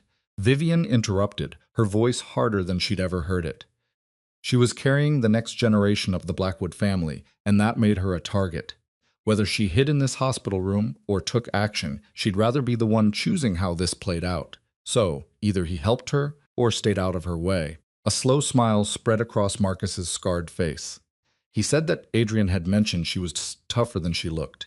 He was beginning to see what he meant. Over the next 3 days, while Adrian drifted in and out of consciousness, Vivian educated herself on Irina Vulov with single-minded intensity. The woman was old-world Russian mafia, brutal and traditional, with connections that spanned continents. She'd built her power by being more vicious than the men around her, carving out territory with calculated violence that left her enemies too terrified to retaliate. But everyone had weaknesses, and Vivian found Irina's buried in financial records that suggested the matriarch had been quietly funneling money out of her organization for years. Not for retirement, but to fund a legitimate business empire under her daughter's name. A daughter who wanted nothing to do with the family's criminal activities and was trying to build a clean life in London.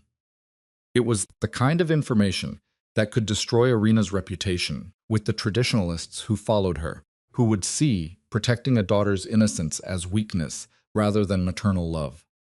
It was also the kind of leverage that could end a war before more people died. Vivian was still studying the documents when Adrian finally woke, his eyes focusing on her with gratifying clarity. He rasped that she looked terrible, his voice rough from the breathing tube they'd removed that morning. Vivian's laugh was half sob.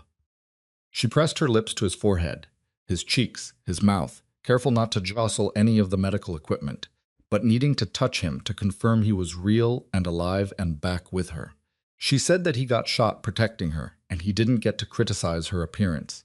Adrian's good hand found hers, squeezing weakly. He agreed it was fair enough and asked about the babies. She said they were perfect, moving around like tiny acrobats. They were going to be a handful. He said of course they were. They were his. Adrian's eyes tracked to the document spread across the table beside his bed. He asked what she was working on. Vivian hesitated, then decided he deserved the truth. She was ending the war with Irina Vulov before she sent more people to kill them. Adrian's expression sharpened despite his weakened state. He said that wasn't her responsibility. She interrupted, saying it absolutely was her responsibility. Those attackers came for all of them. He almost died. Their children were targets before they were even born. So either they waited for Irina to strike again, or they took the fight to her first. She chose the latter. She explained what she'd found, watching Adrian's face shift from concern to reluctant approval as he absorbed the implications. He asked if she wanted to threaten her daughter when she finished, forcing Irina to back down or watch her carefully constructed legitimate empire crumble. Vivian corrected him, saying she wanted to give her a choice. She could accept that Constantine died because he made stupid decisions, or she could watch everything she's built for her daughter burn while they systematically dismantled her organization from the inside out. Either way, the attacks stopped. Adrian was quiet for a long moment, studying her face with an intensity that made Vivian's pulse quicken. He said that when he first took her from that clinic, she was terrified and angry and completely lost. Now she was plotting a strategy that would make most of his advisors nervous. He asked what happened to her. Vivian said simply that she fell in love with a crime lord, and she decided if she was going to survive in his world, she needed to stop thinking like a victim and start thinking like a partner. Adrian pulled her down for a kiss that was gentle, but no less devastating for its tenderness. He said he didn't deserve her. She replied probably not, but he was stuck with her anyway. They implemented the plan 2 days later, when Adrian was strong enough to participate via video conference from his hospital bed. Vivian delivered the message to Irina Vulov herself, speaking calmly and clearly while Adrian's people transmitted evidence of her daughter's business dealings and exactly how exposed they would be if certain information reached the right ears. Irina's face on the screen was stone, but Vivian saw the flash of fear in her eyes when she understood what was at stake. Irina said, her accent thick with contempt, that she would destroy an innocent woman to save her own skin. Vivian corrected her, saying she would protect her family by any means necessary, just like she tried to protect hers by sending assassins after them. The difference was she was giving her a choice to end this peacefully. She hadn't extended them the same courtesy. The silence stretched between them, heavy with implications. Finally, Irina spoke. The debt was paid. Her son was avenged by the blood already spilled. There would be no further action against the Blackwood family. Irina's smile was cold and sharp as a knife. She said if Vivian was lying, then she would prove herself more ruthless than she gave her credit for, and her daughter would suffer for her mistakes. She stated that she was many things, but not a fool. They had an understanding. The screen went dark. Vivian released a breath she hadn't realized she was holding, her whole body trembling with reaction now that the confrontation was over. Adrian reached for her hand, pride, and something deeper shining in his eyes. He said just negotiated a truce with one of the most dangerous women in the Russian mafia while pregnant with triplets, and she did it without flinching. Vivian admitted she was flinching on the inside. He said he could have fooled him. Adrian pulled her closer, careful of his shoulder. He said she was going to be an incredible mother and an absolutely terrifying partner in this empire. She asked if that was a promotion. He replied that it was a recognition of what she already was. Adrian's expression grew serious. He said when those babies were born, he wanted her by his side in every decision, not as his kept woman or the mother of his heirs, but as his equal, someone who understood the stakes and had the spine to make hard choices. The offer stole Vivian's breath. In Adrian's world, power wasn't given lightly. By offering to share authority over his empire, he was giving her something more valuable than love. He was giving her respect. Vivian said to ask her again when he wasn't on pain medication, but her voice was thick with emotion. He said he'd ask her every day until she said yes. Adrian was released from the hospital a week later, his shoulder healing well, but still requiring physical therapy. They returned to the mansion to find it transformed into something even more secure than before. New surveillance systems, expanded security teams, and reinforced safe rooms that could withstand anything short of a military assault. But the greatest change was invisible. The way Adrian's people now looked at Vivian with respect rather than pity. The way other families approached her at the negotiating table as a power in her own right. The way she'd stopped being just the woman carrying Adrian Blackwood's children and become someone to be reckoned with. The pregnancy progressed smoothly through the following weeks. Vivian's body adapted to carrying 3 lives with surprising resilience. Adrian was constantly attentive, cutting back on business travel to stay close, attending every doctor's appointment, and reading books on fatherhood with an intensity he usually reserved for hostile takeovers. They were having dinner one evening when Vivian felt the first contraction, a tightening across her abdomen that made her drop her fork. Adrian was on his feet instantly. He asked what was wrong. She said she thought another contraction hit, stronger this time. She thought it was time. The next 12 hours were a blur of pain and fear and overwhelming medical intervention. Carrying triplets meant complications and required a team of specialists and monitoring equipment that turned the private birthing suite into something resembling mission control. Adrian never left her side, holding her hand through contractions, murmuring encouragement when she wanted to give up, being her anchor in a storm of overwhelming sensation. He said for the 100th time that she could do this, his voice steady even though his eyes showed his terror. He called her the strongest person he knew and told her it would just be a little longer. Vivian gasped as another contraction peaked. She said she couldn't, that it was too much. He insisted she could. He told her to look at him. She forced her eyes to his face, finding strength in the absolute conviction she saw there. He said fiercely that she negotiated with Russian mafia bosses. She survived kidnapping and assassination attempts. She turned herself into a force to be reckoned with in one of the most dangerous worlds imaginable. She could absolutely do this.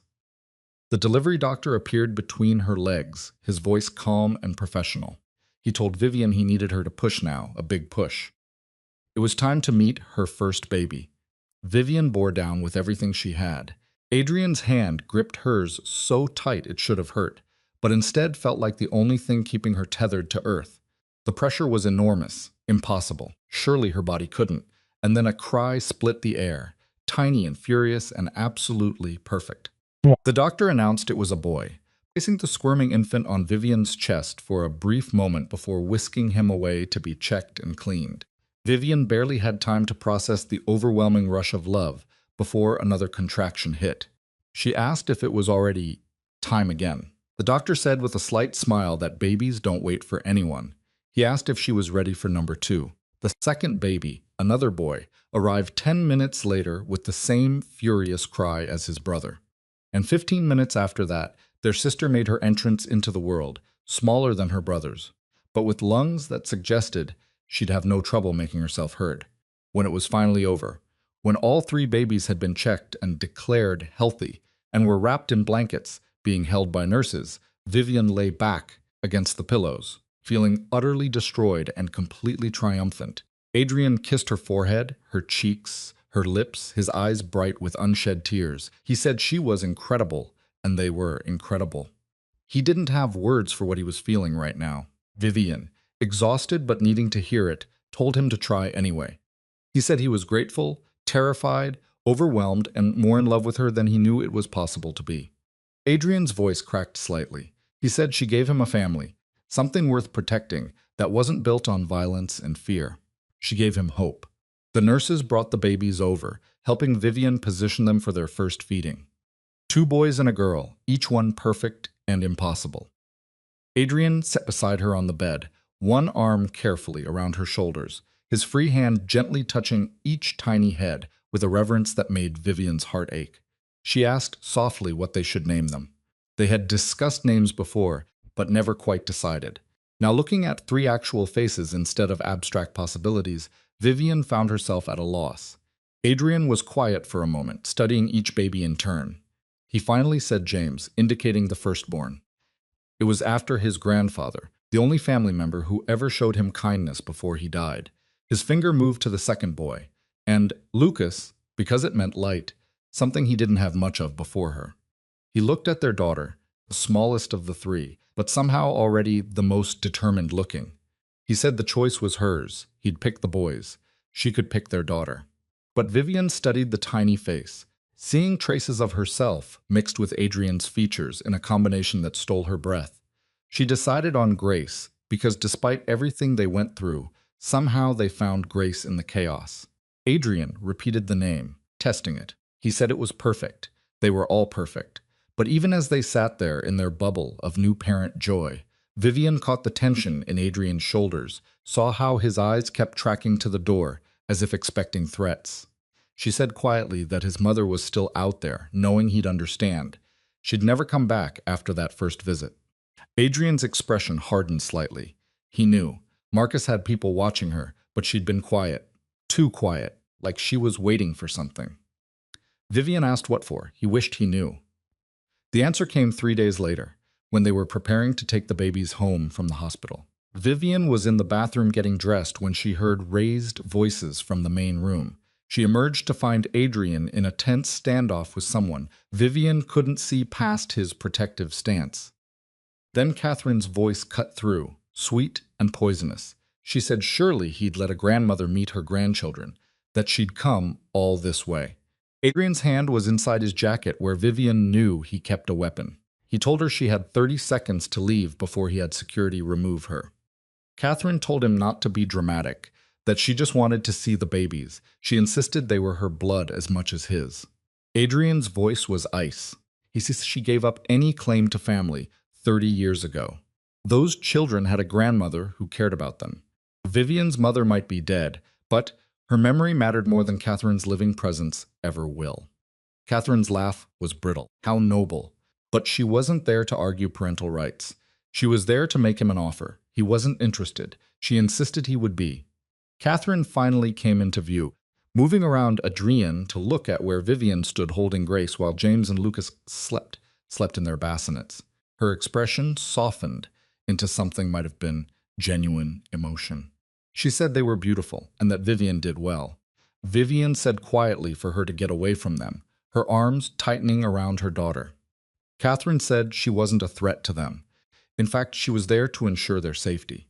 She explained that word had spread that Adrian Blackwood had softened, that he was distracted by domesticity, vulnerable in ways he never was before. His enemies were gathering, and when they struck, those babies would be their primary targets. Adrian said through gritted teeth that he could protect his own family. Catherine questioned if he could, because she counted at least 5 major families positioning themselves to move against him in the next 6 months. The Castellanos were demanding concessions he couldn't afford to give. The New York syndicates were pushing into his territory, and the federal investigation into his shipping operations was getting closer every day. She told him he was spread too thin and needed help. He said he didn't need anything from her. Catherine said pride was expensive. Her eyes met Vivian's, and there was something almost like sympathy there. She told Adrian she made mistakes with him. She was young and stupid, and she chose power over family. But she was offering him a chance to not repeat those mistakes. She wanted to help secure his empire so he could focus on being a father to those children. Real help, not schemes or power plays. She wanted to be part of this family again. The offer hung in the air, heavy with possibility and danger. Vivian studied Catherine's face, searching for deception, but all she saw was a woman who looked tired and alone and maybe, possibly, genuinely regretful. Adrian said flatly, "No." But Vivian heard the hesitation beneath the word. She said quietly that maybe they should hear her out. His head whipped toward her, betrayal flashing across his features. He couldn't believe she was serious. Vivian said steadily that she was serious about protecting their children by any means necessary. If she was right about enemies gathering, they needed to know. And if she was offering genuine help, they'd be stupid to refuse it just because of old wounds.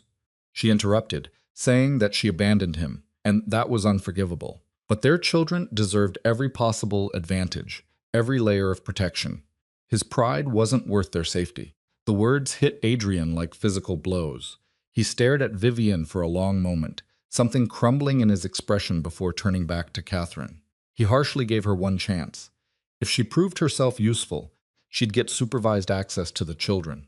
If she betrayed them in any way, schemed against them, or tried to manipulate the situation, he would end her himself, family or not. He asked if she understood. Catherine's smile was tremulous but genuine. She understood and thanked him, promising he wouldn't regret this. He muttered that he already did, but he stepped aside to let her approach the babies. Vivian watched Catherine's fist transform as she looked down at the sleeping boys and the alert girl in Vivian's arms. The hardness melted away, leaving behind something vulnerable and achingly human. She whispered to Adrian that they had his eyes, all three of them. Adrian said they had Vivian's stubbornness, but his voice had softened slightly. That was the trait that mattered. Over the following weeks, Catherine proved herself surprisingly useful. She had connections Adrian had lost when she left, old loyalties she'd maintained, and information about rival families that proved invaluable in fortifying Adrian's position. Slowly, carefully, she integrated herself into the family structure. Not as a mother to Adrian, that bridge had burned too thoroughly, but as an ally, a resource, and eventually a grandmother who seemed genuinely devoted to the triplets. But Vivian never fully trusted her. She watched Catherine with the same careful assessment she'd learned to apply to everyone in Adrian's world, waiting for the inevitable betrayal. It came on a quiet Tuesday afternoon when the babies were 2 months old. Vivian had just put Grace down for a nap when she heard voices from Adrian's office that made her pause outside the door. It was Catherine's voice, low and urgent, speaking to someone on a phone call. She said the transfer needed to happen within the week. She understood, but if they didn't move now, Adrian would figure out what they were planning. Vivian's blood turned to ice. She pressed herself against the wall, every instinct screaming that she was about to hear something that would shatter the fragile peace they'd built. Catherine continued, saying he trusted her now, or at least he'd stopped watching her so closely. Vivian vouching for her was the key. Once she had her support, everything else fell into place. Vivian's hands clenched into fists. She'd been played. The whole apologetic grandmother routine had been an act, and she'd fallen for it completely. Catherine continued that the children were the leverage they needed. With them under their control, Adrian would have no choice but to. She insisted she wasn't backing out now, that they'd come too far. She just needed to make sure the team was ready to move when she gave the signal. The call ended. Vivian heard Catherine's footsteps approaching the door and barely had time to step back into a side hallway before she emerged. Catherine passed without noticing her, heading toward the nursery where the babies slept. Vivian's mind raced. She could confront Catherine now, but without proof, it would be her word against a woman who'd spent weeks building credibility. She needed evidence. Needed to know exactly what Catherine was planning before she could stop it. She pulled out her phone and texted Marcus with shaking hands. Catherine was planning something. She told him to activate full surveillance on her now. His response was immediate. They were already on it. Adrian suspected, and they'd been monitoring. Relief flooded through Vivian, followed immediately by anger. She asked if they let her bring Catherine into this family, knowing she was a threat. He replied they needed to know what she was planning and couldn't do that if they shut her down too early. He told her to stand by, and Adrian would brief her shortly. Vivian wanted to scream. Instead, she forced herself to breathe, to think clearly, to remember that she'd become someone who could handle this kind of betrayal without falling apart.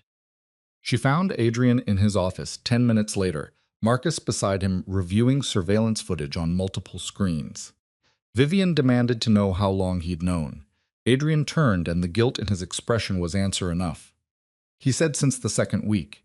She'd reached out to 3 different rival families, offering to deliver the children in exchange for territory and power. He'd been feeding her false information and watching her make her moves, and he hadn't told her. Vivian's voice rose despite her efforts at control. She accused him of protecting her by lying, by letting her think they were building something real with her when it was all just another manipulation. Adrian said quietly that he needed her to act natural around her. If she'd known the truth, she would have sensed the change. They needed her to believe she'd fooled them completely. The logic made sense, but it didn't make the betrayal hurt less. Vivian had been used as a pawn in Adrian's counter-scheme, kept in the dark like a child rather than the partner he'd claimed to respect. Her voice cold, she asked when he was planning to tell her. He replied, when they had her completely cornered. Adrian's expression pleaded for understanding. He knew she was angry, but this was necessary. Vivian interrupted, telling him not to dare tell her what was necessary. She'd negotiated with Irina Vulov while he was unconscious in a hospital bed. She'd earned the right to be part of these decisions, not kept ignorant for the sake of his strategy. Silence fell, heavy between them. Marcus cleared his throat uncomfortably and excused himself, leaving them alone with the weight of broken trust. Adrian crossed the room to where Vivian stood, but stopped just short of touching her. He said she was right, that he should have trusted her with the truth. He was protecting himself, not her. Old habits. Vivian said sharply for him to break them, because if they were going to do this, raise these children and run this empire together, she needed to know he saw her as an equal, not just someone to be managed and protected. Adrian said urgently that he did see her as an equal. Sometimes he saw her as more than that, stronger than him, braver than him, better than he'll ever be, and that terrified him. So he fell back on old patterns, where he controlled everything and trusted no one. He was sorry. The apology cracked something in Vivian's chest, anger draining away to leave exhaustion behind. She sagged against the desk, suddenly aware of how tired she was. Not just from this confrontation, but from months of living in constant crisis mode. She asked quietly what the plan was, what would happen now to Catherine. Adrian said they would let her make her move. The team she was coordinating with planned to strike tomorrow night during the charity gala they were hosting. They'd try to take the children while security was focused on the event. They'd be ready for them. And Catherine? Adrian's expression went cold and hard. She chose her path. Now she would live with the consequences. Tomorrow night arrived with deceptive normalcy. The gala proceeded as planned. 200 guests mingled in the mansion's grand ballroom while a full orchestra played and champagne flowed. Vivian wore a designer gown that hid the exhaustion of new motherhood, playing the role of gracious hostess, while her mind tracked every exit, every guest who strayed too close to the private wing where the babies slept under heavy guard. Catherine was there too, elegant in vintage couture, smiling and charming, the other guests like she belonged in this world. Vivian watched her and felt nothing but cold calculation. The attack came at 11, precisely when Marcus had predicted. Armed men breached the east wing, moving toward the nursery with professional efficiency. But Adrian's people were waiting, turning the hallway into a kill zone that ended the threat in under 3 minutes. In the chaos, Vivian saw Catherine moving toward a side exit, clearly planning to escape in the confusion. She wasn't getting away. Vivian intercepted her, blocking the door with her body. She asked if she was going somewhere. Catherine's mask slipped, showing calculation beneath the maternal warmth. She told Vivian to get out of her way, that this didn't concern her. Vivian countered that it absolutely concerned her. Those were her children she just tried to steal. Catherine claimed she was offering them a better life. Vivian corrected her flatly, saying she was selling them for territory. Adrian had everything recorded. Every phone call, every meeting, every betrayal. It was over. Catherine's expression hardened into something ugly. She asked if Vivian thought she'd won. She called her nothing, a waitress playing dress-up in a world she'd never truly understand. She said Adrian would tire of her eventually. Vivian interrupted, saying when he did, she'd still be the mother of his children. She'd still be the woman who built something real with him. And Catherine would still be the woman who abandoned her son and tried to steal her grandchildren for profit. They were not the same. Security appeared before Catherine could respond, escorting her away without ceremony. She didn't fight, didn't protest, just looked back at Vivian with something like respect in her cold eyes. Adrian found Vivian a moment later, pulling her into his arms with desperate relief. He asked if she was all right. She was fine, and the babies were safe. All three had slept through the whole thing. Adrian pulled back to study her face. He noted that she confronted Catherine. Vivian said she tried to run, so she stopped her. Adrian kissed her forehead, her cheeks, her mouth. He said she was extraordinary, and she knew that. Vivian said she was learning. She asked what would happen to her now. Adrian said she was in federal custody. It turned out she was wanted for fraud in 3 countries. He'd made a deal with the prosecutor. Full cooperation in exchange for ensuring she spent the next 20 years in a very secure prison. It should have felt like a victory. Instead, Vivian just felt tired. Tired of the constant danger, the endless scheming, the parade of people who wanted to hurt them, or use them or destroy what they were trying to build. She said quietly that she wanted out. Adrian went very still. He asked what she meant by out. Vivian looked up at him, needing him to understand. Not out of them, never out of them, but out of this life. The violence, the crime, the constant threat. She wanted their children to grow up without armed guards and safe rooms. She wanted them to have normal childhoods. She asked if that was possible. Adrian was quiet for a long moment, his expression unreadable. When he finally spoke, his voice was rough with emotion. He said he'd been thinking the same thing, seeing them every day, watching her with them, realizing what they could be if they weren't constantly fighting for survival. It had made him question everything he'd built. Vivian said they could walk away, hope beginning to bloom in her chest. They could sell the empire, take the money, and start over somewhere safe. He replied that it wasn't that simple.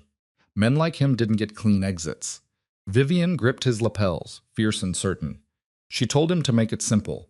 He was Adrian Blackwood. He'd done impossible things before. She asked him to do one more impossible thing. Choose them over the empire. Choose family over power. Adrian's eyes searched hers, and she saw the war happening inside him. Decades of building his empire, fighting for every inch of territory, making himself into someone too dangerous to destroy. Could he really walk away from all of that? He said slowly that if he did this, if he tried to extract them from this life, it would take time. Months, maybe years, and it would be dangerous. Every family they'd ever competed with would see it as weakness and try to strike while they were vulnerable. Vivian said then they'd be careful, they'd be smart, and they'd survive. She pressed her hand to his chest, feeling his heart beating hard beneath her palm. They'd survived everything else. They could survive this, too. Adrian covered her hand with his, holding it against his heart like a promise. He agreed. They'd do it together. The kiss that followed sealed more than their agreement. It sealed a future they were choosing to build. One decision at a time, one day at a time, fighting their way towards something better than the violent legacy they'd both inherited. It wouldn't be easy. Nothing worth having ever was. But as they stood together in the aftermath of Catherine's final betrayal, Vivian understood with perfect clarity that she'd found something more valuable than safety or comfort, or anything else she'd once thought she needed. She'd found a partner worth fighting for, children worth protecting, and a love strong enough to survive anything their dangerous world could throw at them. That would have to be enough. The dismantling of Adrian Blackwood's criminal empire took 18 months of careful maneuvering, dangerous negotiations, and more close calls than Vivian wanted to count. But every step forward felt like reclaiming pieces of their souls from the darkness that had defined Adrian's life for so long. The first major move came 6 weeks after Catherine's arrest. Adrian called a meeting of the 5 families who controlled the eastern seaboard's underworld, gathering them in a neutral location with enough security to prevent bloodshed, but not so much that anyone felt threatened. Vivian insisted on attending despite the risk, understanding that presenting a united front was essential to making this work. She sat beside Adrian at the head of the table, Grace sleeping peacefully in her arms while the boys remained at home under Marcus's watchful protection. The message was clear. This wasn't just business. This was about family, about legacy, about choosing a different path. Adrian began, his voice carrying the command that had built his empire, but now served a different purpose. He was there to propose something unprecedented, a complete and peaceful transition of power. The room erupted in overlapping voices, confusion and suspicion written on every face. Marco Castellano, the silver-haired head of the New York syndicate, raised his hand for silence. He asked if he was retiring. His tone suggested he found this both impossible and insulting. Adrian Blackwood didn't retire. Men like them died in office or in the street, but they didn't walk away. Adrian said calmly that he'd be the first. He had children now, a family he actually cared about protecting, the life they led, the constant violence, the federal investigations, the risk of prison or death at every turn. That wasn't what he wanted for them. So, he was offering each of them pieces of his territory in exchange for guarantees of safe passage out of this world. Dmitry Sulov, a younger boss with more ambition than sense, asked why they would negotiate when they could just take what they wanted once he was gone. Adrian's smile was sharp and cold. He said because he wasn't gone yet, and if they forced him to fight his way out instead of walking away peacefully, he would burn everything to the ground on his way to the exit. Every operation, every connection, every carefully constructed alliance, he'd destroy it all, rather than let it fall into hostile hands. They could have an empire worth billions if they worked with him, or ashes worth nothing if they tried to take it by force. He told them to choose wisely. The threat hung in the air, backed by decades of reputation that proved Adrian Blackwood always kept his promises, especially the violent ones. Marco leaned back in his chair, studying Adrian and Vivian with calculating eyes. He asked what guarantees they had that this wasn't some elaborate trap, that he wouldn't consolidate power while they divided his territory among themselves. Adrian said they had his word, and he gestured to Vivian. They had her. His wife, the mother of his children, the only person in this world he valued more than power. She'd oversee the transition personally, act as a neutral arbiter in any disputes. He said they knew her reputation by now. She ended the war with Irina Volkov. She exposed Catherine's betrayal before it could succeed. She had no interest in empire building. She just wanted to take their family somewhere safe and never look back. Every eye in the room turned to Vivian. She met their stares without flinching, Grace stirring slightly in her arms before settling back to sleep. Vivian said quietly that it was true. She had no stake in their territorial disputes or power plays. She just wanted her children to grow up without armed guards and assassination attempts. If helping facilitate this transition got them that outcome, she'd do whatever it took to make sure it was fair and final. The negotiations lasted 6 hours, breaking twice when tempers flared too hot and threatened to turn into violence. But eventually, slowly, an agreement took shape. Adrian's shipping operations would go to the Castellanos, the protection rackets to Sulov's organization. The money laundering networks distributed among smaller families who'd proven themselves trustworthy over the years. In exchange, Adrian received immunity from retaliation, guaranteed safe passage for his family, and enough legitimate business interests to ensure they'd never want for money. The federal investigations would be gently redirected toward families who hadn't agreed to the peace terms, incentivizing cooperation while eliminating threats. It wasn't perfect. Several families refused to participate, choosing instead to position themselves to strike once Adrian was truly vulnerable. But the majority signed on, seeing the opportunity for expansion without the cost of all-out war. The hardest part wasn't the negotiations. It was watching Adrian systematically dismantle it built over 30 years, piece by piece, like destroying his own monument. Vivian saw the toll it took in the lines that appeared around his eyes, the way he'd stand at his office window late at night, staring out at the grounds he'd soon leave forever. She found him there one evening, 3 months into the transition. The babies were finally asleep after a particularly fussy night. She wrapped her arms around him from behind, resting her cheek against his back. She asked quietly if he was having second thoughts. Adrian admitted he had them every day. He'd built this empire from nothing, survived things that should have killed him, made himself into someone too powerful to destroy, and now he was voluntarily giving it all away for something better. He hoped. Adrian turned in her arms, his expression vulnerable in the dim light. He wondered what if he didn't know how to be anything, except what he'd always been. What if he couldn't adjust to a normal life? Vivian said then they'd figure it out together, the same way they figured out everything else. One day at a time, one decision at a time. Adrian kissed her then, soft and searching, needing the reassurance that only she could provide. He said he loved her and needed her to know that even when he was difficult or distant or struggling with all of this. Vivian murmured against his lips that she knew, and she loved him too, even when he was being impossible. Especially then. They made love that night with desperate tenderness, clinging to each other in the darkness, reaffirming their choice with every touch and whispered word. Afterward, lying tangled together in their bed, Vivian traced the scar on Adrian's shoulder where the bullet had torn through during Arena's attack. She asked if he regretted any of it, everything that happened to bring them here. Adrian was quiet for a moment, his fingers drawing patterns on her bare skin. He said he regretted that she got hurt, that she was terrified and kidnapped and threatened. He regretted that their children would grow up with stories about their father's criminal past instead of something cleaner, but he didn't regret meeting. But he didn't regret meeting her, falling in love with her, building a family with her. His arms tightened around her. Never. She was the best thing that ever happened to him, even if the road to finding her was paved with violence. She corrected him, saying soon to be Vivian Blackwood. They'd scheduled the wedding for 6 months out, wanting to wait until the transition was complete and they were truly free to start their new life. Adrian agreed, a smile in his voice. He asked if she really wanted his name after everything associated with it. She said she wanted his name because it came with him attached. The empire she could do without, the man she was keeping forever.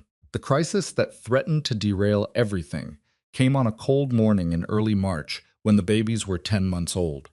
Vivian was feeding Grace breakfast while the boys destroyed their high chairs with enthusiastic messiness when Marcus appeared in the doorway, his expression grim. He said without preamble that they had a problem. The Moretti family was backing out of the agreement.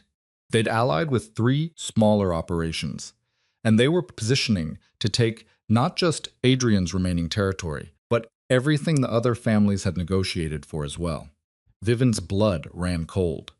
The Morettis were old school, brutal, and commanded enough firepower to start a war that would consume everyone involved. If they were making a move now, it meant they'd been planning this betrayal from the beginning. She asked where Adrian was. He was meeting with the accountants about transferring the last of the offshore holdings. He didn't know yet. The words came out before Vivian could second-guess them. She told Marcus not to tell him and that she would handle this. Marcus raised an eyebrow. With respect, he said, the Morettis didn't negotiate with women. Vivian finished his sentence, saying that was good. It meant they'd underestimate her. She told him to set up a meeting, just her and Vincent Moretti, on neutral ground, today, if possible. Marcus said Adrian would lose his mind if he found out. Vivian interrupted. Adrian had spent months tearing apart his life to give them peace. The least she could do was handle one more negotiation before they walked away. She ordered Marcus to set it up. Marcus studied her for a long moment, then slowly nodded. He said she'd come a long way from the scared woman in the clinic. Vivian said she'd had good teachers. Now he needed to move. They didn't have much time. The meeting happened 6 hours later in a private room at an upscale restaurant the Morettis controlled. Vivian arrived with only 2 bodyguards, a show of confidence that bordered on recklessness. Vincent Moretti was already waiting, a man in his 60s with cold eyes and hands that had personally killed more people than Vivian wanted to imagine. He greeted her with false warmth, surprised that Adrian had sent his woman to negotiate his surrender. Vivian said he didn't send her, taking the seat across from him without waiting for an invitation. He didn't know she was there. This meeting was off the books. Vincent's expression sharpened with interest. He found her keeping secrets from her husband deliciously scandalous. Vivian ignored his attempt to rattle her. She was there to make him an offer, one that would benefit him far more than breaking the peace agreement and starting a war he might not survive. He called them bold words from someone with no army. She said she didn't need an army. She had information. Vivian pulled a manila envelope from her bag and slid it across the table, telling him to open it. Vincent did. His expression shifted from amusement to shock to barely contained fury as he reviewed the contents. Financial records showing his son's embezzlement, photographs of meetings with federal agents, evidence of betrayals that would destroy Vincent's credibility with his own organization. His voice dangerously quiet, he asked where she got this. Vivian explained that Adrian had spent 30 years building the most extensive intelligence network on the East Coast. When he decided to retire, that network didn't disappear. It just got repurposed. They'd been monitoring every family involved in the transition, including his, as insurance in case anyone got greedy. He called it blackmail. Vivian corrected him, calling it business. He could honor the agreement, and she'd destroy these files and never mention what they contained.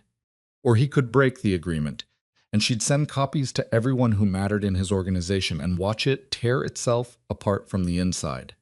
The choice was his. Vincent stared at her with open hatred. He said she had no idea what she was playing with. The Morettas had been in this business for 4 generations.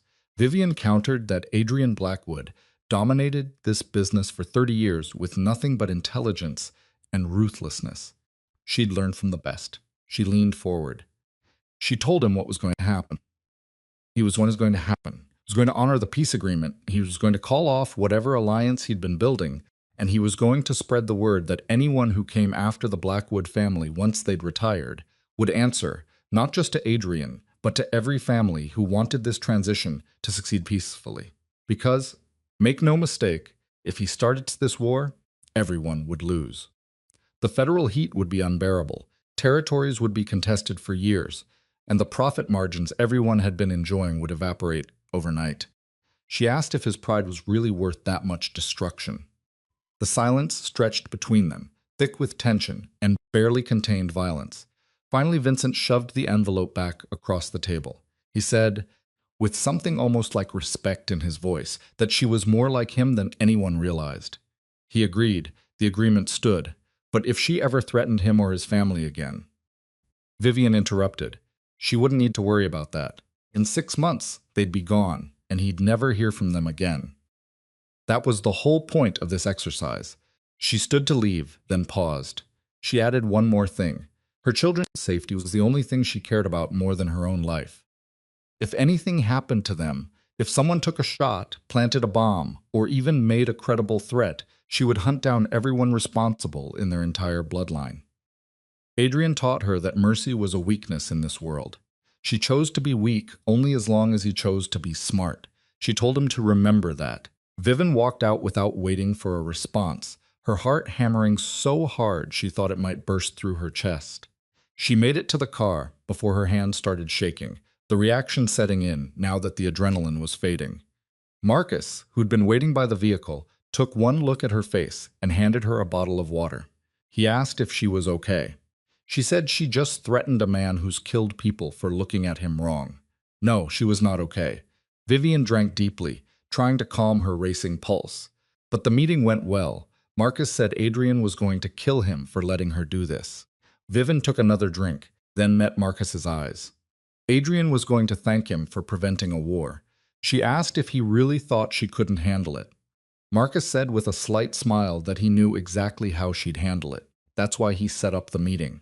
When Adrian found out what she'd done, and he found out within 3 hours, because apparently Marcus's loyalty only went so far, the explosion was spectacular. He stormed into their bedroom where Vivian was changing Grace's diaper, his face flushed with fury and fear in equal measure. He asked if she was insane for meeting with Vincent Moretti alone. She said she had bodyguards. Adrian's hands clenched into fists. He argued that 2 bodyguards against the Moretti family was nothing. He could have killed her, taken her hostage, used her against him to extract concessions. Vivian interrupted calmly, finishing with Grace and lifting her daughter onto her hip. She said, but he didn't, because she gave him a better option than violence, the same way he'd been doing for 30 years. He said that was different. He could protect himself. Vivian's voice sharpened. She asked if after everything they'd been through, after every crisis she'd navigated, he still saw her as someone who needed protecting rather than someone who could stand beside him as an equal. Adrian opened his mouth, then closed it, seeming to actually hear what she was saying. His shoulders slumped slightly. He said quietly that she was right, and he was sorry. She'd proven herself 100 times over. It was just that when Marcus told him where she'd gone, all he could think about was losing her again. The fear made him stupid. Vivian crossed to him, Grace babbling happily between them. She knew, but he had to trust that she could take care of herself, that she could take care of them. They were partners, remember? That went both ways. Adrian pulled them both into his arms, careful of Grace's squirming form. He agreed, partners, even when it terrified him, especially when it terrified him. The final months of the transition proceeded smoothly after that, the Moretti situation serving as a warning to other Hovis who might have been considering similar betrayals. Adrian liquidated his remaining criminal assets, converting everything into legitimate investments and offshore accounts that would fund their new life. The mansion went on the market, selling within a week to a tech billionaire who had no idea about its violent history. They chose a small coastal town in Northern California for their fresh start. Far from the East Coast power structures and familiar faces, the house they bought was nothing like the mansion. Just a comfortable 4-bedroom with a yard big enough for the children to play, and views of the ocean that made Vivian's heart ache with unexpected peace. The wedding happened on a cliff, overlooking the Pacific, 2 weeks before they left the East Coast forever. Just immediate family, which meant the babies, Marcus, who'd agreed to relocate with them as head of personal security, and a handful of people who'd proven themselves loyal through everything. No crime bosses, no power plays, no hidden agendas. Just 2 people who'd survived impossible odds, choosing to build something beautiful from the wreckage. Vivian wore a simple white dress that moved in the ocean breeze, her hair loose around her shoulders. Adrian stood at the makeshift altar in a dark suit, his eyes bright with emotion as she walked toward him, carrying Grace while Marcus shepherded the boys. The officiant was a retired judge who owed Adrian a favor, but asked no questions about their past. The ceremony was brief and perfect, vows exchanged with shaking voices and trembling hands. Promises made that meant everything, because they'd already been tested in fire and blood. When it was her turn, Vivian said, tears streaming down her face, that she promised to choose him every day, in peace and in chaos, in joy and in fear. He gave her a family when she thought she'd lost everything. He showed her she was stronger than she ever imagined, and he loved her fiercely, even when she gave him every reason not to. She would spend the rest of her life making sure he never regretted taking that first chance on a nobody waitress at a wedding reception. Adrian's voice was rough with emotion when he responded.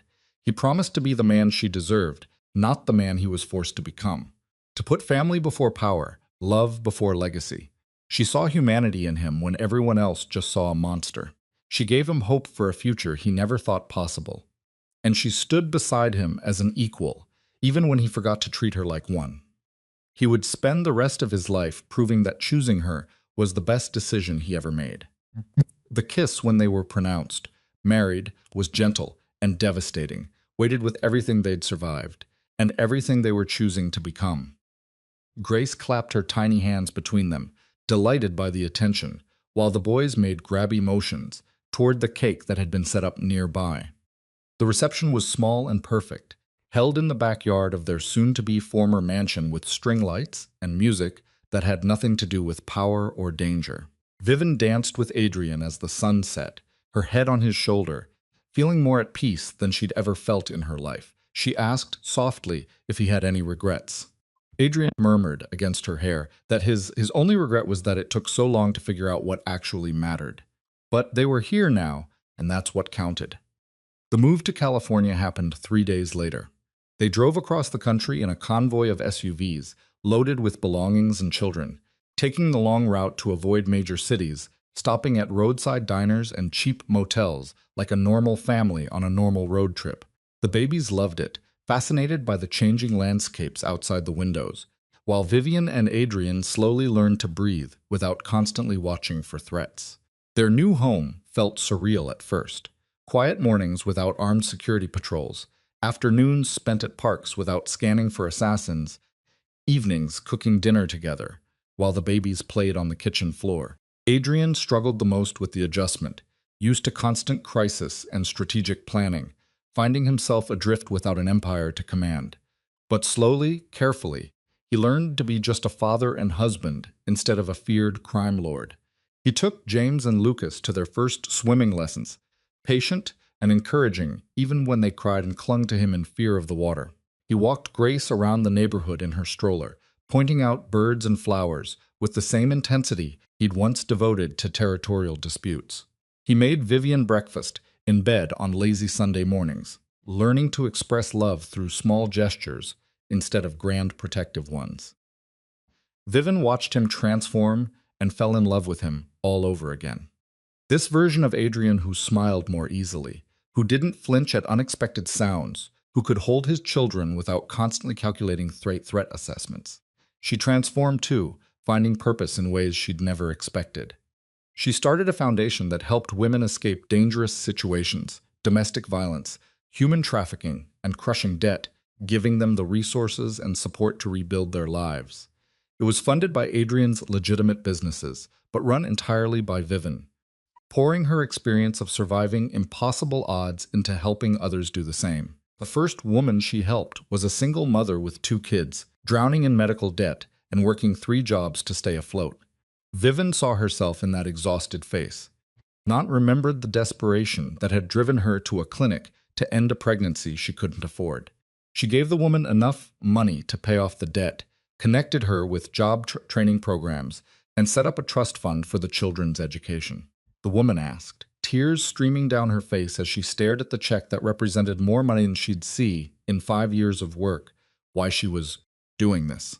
Vivian said simply, it was because someone gave her a chance when she needed it most, and because no one should have to choose between survival and dignity. The foundation grew quickly, expanding to help hundreds of women over the following years. It gave Vivian's life meaning beyond just being Adrian's wife or the children's mother, though those roles remained the most important parts of her identity. The children thrived in their new environment. James grew into a thoughtful boy who loved books and asked questions about everything. Lucas was pure energy, always moving, always exploring, needing constant supervision to keep him from climbing trees he couldn't safely get down from. And Grace was the perfect combination of both parents with Vivian's stubbornness and Adrian's strategic mind, already manipulating her brothers into doing what she wanted at age 2. They attended a normal preschool and played with neighborhood kids who had no idea their father had once been one of the most feared criminals on the East Coast. They were just the Blackwood kids, rambunctious and sweet and loved beyond measure. Life wasn't perfect. Adrian still had nightmares sometimes about the violence of his past, waking in cold sweats with Vivian's name on his lips. Vivian occasionally found herself scanning crowds for threats that no longer existed, habits from their dangerous months that proved hard to break. And they both knew that complete safety was an illusion. People from Adrian's former life still existed, still remembered, and still might someday decide that old grudges mattered more than peace and agreements. But they were happy. Genuinely, impossibly happy in ways Nayard imagines impossible when their relationship began with kidnapping and coercion. The threat they'd always feared came on Grace's 3rd birthday. They were having a party in their backyard, nothing elaborate, just neighborhood families and the simple joy of children playing games and eating too much cake. Vivian was helping Grace blow out candles when Marcus appeared at her elbow, his expression grim. He said they had a situation. Someone had been watching the house. Professional surveillance, multiple angles. They knew they were there. Vivian's blood turned to ice even as she kept smiling for the children's benefit. She asked how long. At least 3 days. They only caught them this morning when they got sloppy. Adrian knew and was handling it. He wanted her to keep the party going like nothing was wrong, so they wouldn't spook whoever was watching. Vivian nodded, her mind already racing through possibilities. This was what they'd prepared for, What part of her had always known was coming? You didn't walk away from Adrian's world without eventually having to answer for it. She made it through the rest of the party on autopilot, smiling and chatting with other parents while her mind calculated exit strategies and threat assessments.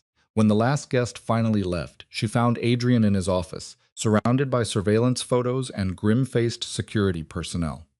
He said without preamble that it was the Kozlov family, small-time operators out of Boston. They were claiming he killed their father during a territory dispute 15 years ago, and they were here for revenge. She asked if they were right, if he did kill their father. Adrian's expression was haunted. He said probably that he killed a lot of people back then. He thought they'd covered all the loose ends, potty off everyone who mattered. But he guessed some grudges ran deeper than money. She asked what they wanted, what everyone wants. Blood for blood. They were going to try to take the children, use them as leverage to force him into a confrontation. The words hit Vivian like a physical blow. No, absolutely not. They would end this now. He was working on it. Vivian's voice was still. She told Adrian he didn't understand. They didn't sacrifice everything, rebuild their entire lives, just to have some bottom-feeder family threaten their children because of decisions he made 15 years ago. They would end this permanently, tonight. Adrian studied her face, reading the determination there. He asked what she was proposing. A final negotiation. One last time they would remind the criminal underworld why nobody with any sense messes with the Blackwood family. And then they'd make it crystal clear that this life was over. Anyone who came after them, their children, or the peace they'd built, would get destroyed so completely that it served as a warning for generations. He asked if she wanted to negotiate from a position of strength they no longer had. Vivian pulled out her phone, scrolling through contacts. They still had allies. Marco Castellano owed them for the favorable territory split. Dmitry Sokov's empire would have collapsed without the connections they left him. Even Vincent Moretti respected the peace they built. One call to each of them, explaining that the Kozlov family was threatening to destabilize everything by breaking the retirement agreement, would bring more firepower backing them than the Kozlovs could ever survive. Adrian's expression shifted from concern to something like pride. She was proposing they use the same power structure he spent months dismantling to defend the peace it created. Exactly. The Kozlovs were small time. They only moved because they thought they were weak and alone. They would remind them, and everyone else, watching that they were neither. And then they'd make the cost of breaking the peace so catastrophic that no one would ever try it again. Adrian pulled her into his arms, kissing her hard and fierce. He said she was absolutely terrifying. She teased that she learned from the best. The calls went out that night. By morning, representatives from 5 major crime families had arrived in their quiet California town, an unprecedented show of force that made the local police nervous, but didn't result in any actual violence. The message was clear. The Blackwood family was protected not by Adrian's past reputation, but by the current power structure's investment in maintaining the peace they'd negotiated. The meeting with the Kozlovs happened in a warehouse Marcus had secured, neutral ground surrounded by enough firepower to start a small war. Vivian insisted on attending, despite Adrian's objections, understanding that her presence sent its own message. The Kozlov brothers were younger than Vivian expected, in their mid-30s with hard eyes and the desperate edge of men who'd built courage on rage rather than strategy. The eldest, Alexei, did the talking. He said they'd been looking for Adrian Blackwood. Adrian said calmly, "You found me. Now what?"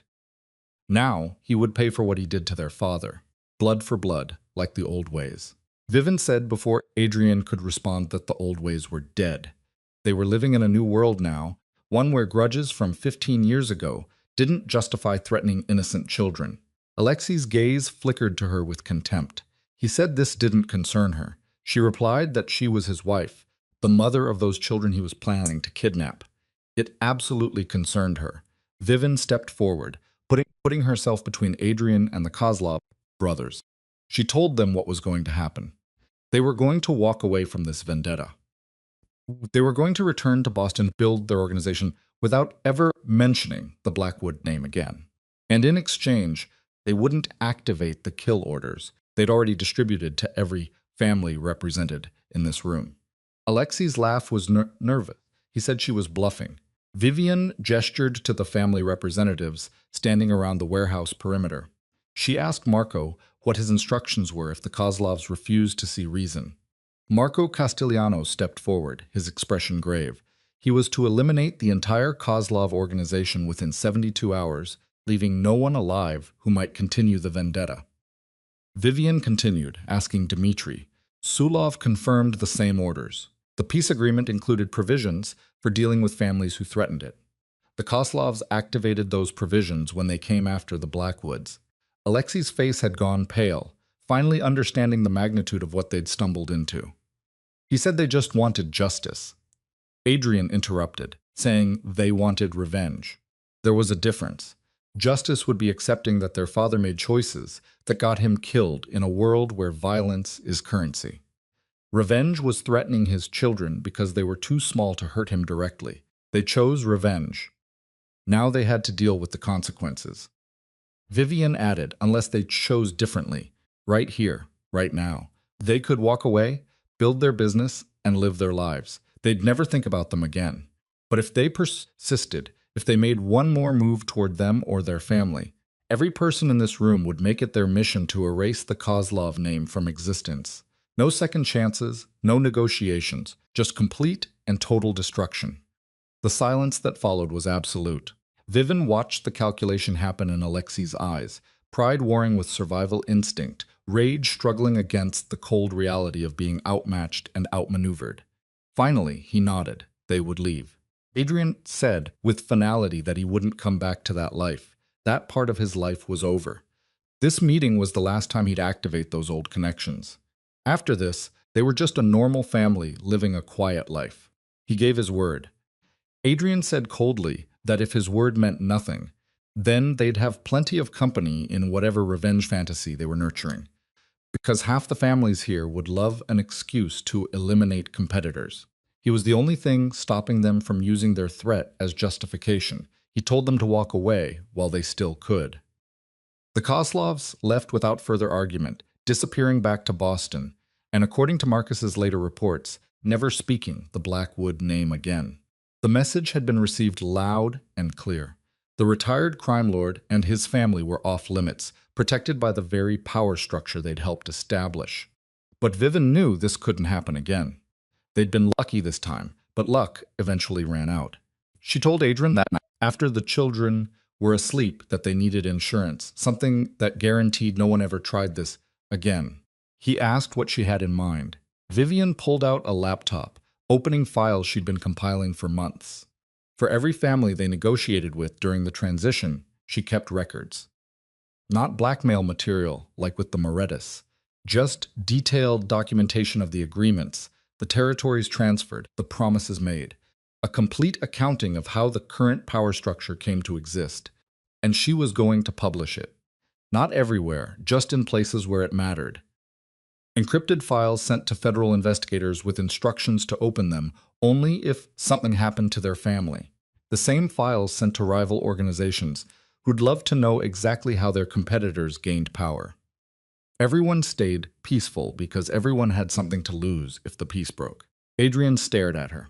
Something like awe in his expression. It was mutually assured destruction, but with information instead of violence. She was creating a deterrent that didn't require them to maintain any power at all. If they died or disappeared, everyone's secrets would get exposed, and the whole carefully constructed power balance would collapse. Exactly. They'd protect them because protecting them protected themselves. And they'd get to actually live their lives without constantly waiting for the next threat. Adrian pulled her into his arms, holding her tight. He said it was brilliant, terrifying, and absolutely perfect. He asked when she became smarter than him. Vivian teased that she was always smarter than him. He just had better weapons. The insurance policy went into effect within a week, carefully crafted and distributed to ensure maximum impact. The response from the criminal underworld was exactly what Vivian had predicted, quiet acceptance mixed with grudging respect. The Blackwood family became truly untouchable, not through violence, but through strategic positioning that made them more valuable alive and peaceful than dead or disrupted. And finally, wonderfully, they were free. The years that followed were the happiest of Vivian's life. She watched her children grow into remarkable people. James with his quiet wisdom and love of learning, Lucas with his boundless energy and fearless spirit, Grace with her strategic mind and fierce loyalty to her brothers. They knew nothing of their father's past, beyond vague mentions of a business that Adrian had left behind before they were born. Adrian transformed completely into the man Vivian had always known existed beneath the crime lord exterior. He coached Lucas's soccer team with the same intensity he'd once brought to territory negotiations. He helped James with science projects that got more elaborate each year. He taught Grace to play chess, delighting in her natural talent for strategy while carefully steering her toward using those skills for good rather than manipulation. And he loved Vivian with a devotion that never wavered, never dulled, never took for granted the miracle of building something beautiful from such violent beginnings. On their 10th anniversary, Adrian took Vivian back to the cliff where they'd been married, leaving the children with Marcus for a rare night alone together. They stood watching the sunset paint the ocean in shades of gold and crimson, his arms wrapped around her from behind. Both of them older and happier, and so far removed from the people they'd been when they first met. Vivian asked quietly if he ever missed it. The power, the empire, the feeling of controlling everything around him. Adrian was quiet for a long moment, considering the question seriously. Sometimes he missed the certainty of it, knowing exactly who he was and what he was capable of. But then he'd go home to her and the children and realize he traded one kind of power for something infinitely more valuable. The power to shape young lives, to build a family, to love and be loved without agenda or manipulation. He wouldn't go back to that old life for anything in the world. She asked if that was true, even though it nearly killed them both multiple times. Adrian turned her in his arms, cupping her face in his hands. He said she was right that night in his office, when she said they could bend instead of breaking. They survived the worst this world could throw at them and came out stronger on the other side. That was a different kind of power. The power of resilience, of choosing love over legacy, of building something that actually matters. Vivian kissed him as the sun finally dipped below the horizon, sealing the promise they'd made to each other a decade earlier. They'd survived impossible odds, defeated enemies, overcame betrayals, and transformed themselves from broken people into partners who'd built a life worth living. Behind them, their children's laughter drifted up from the house, where Marcus was supervising an evening that probably involved too much ice cream and definitely too much chaos. It was the sound of normalcy, of safety, of the future they'd fought so hard to create. Vivian said, taking Adrian's hand, "Let's go home." And together they walked back, toward the light and warmth and beautiful chaos of the family they'd built from ashes and determination, and a love strong enough to survive anything. The empire was gone. The danger had passed. The violence was behind them. What remained was everything that actually mattered. 3 incredible children, a love that had been tested in fire and proven unbreakable, and a future bright with possibility instead of shadowed by threat. Vivian Carter, once a struggling waitress drowning in debt, now stood as Vivian Blackwood, wife, mother, philanthropist, and the woman who'd tamed the East Coast's most dangerous crime lord by showing him there was more to life than power and control. Adrian Blackwood, once feared by everyone who knew his name, now lived as a father who attended school plays and soccer games, a husband who still looked at his wife like she hung the stars, and a man who discovered that the greatest empire he could ever build was the family sleeping safely under his roof. They'd found grace in the chaos, just like their daughter's name promised.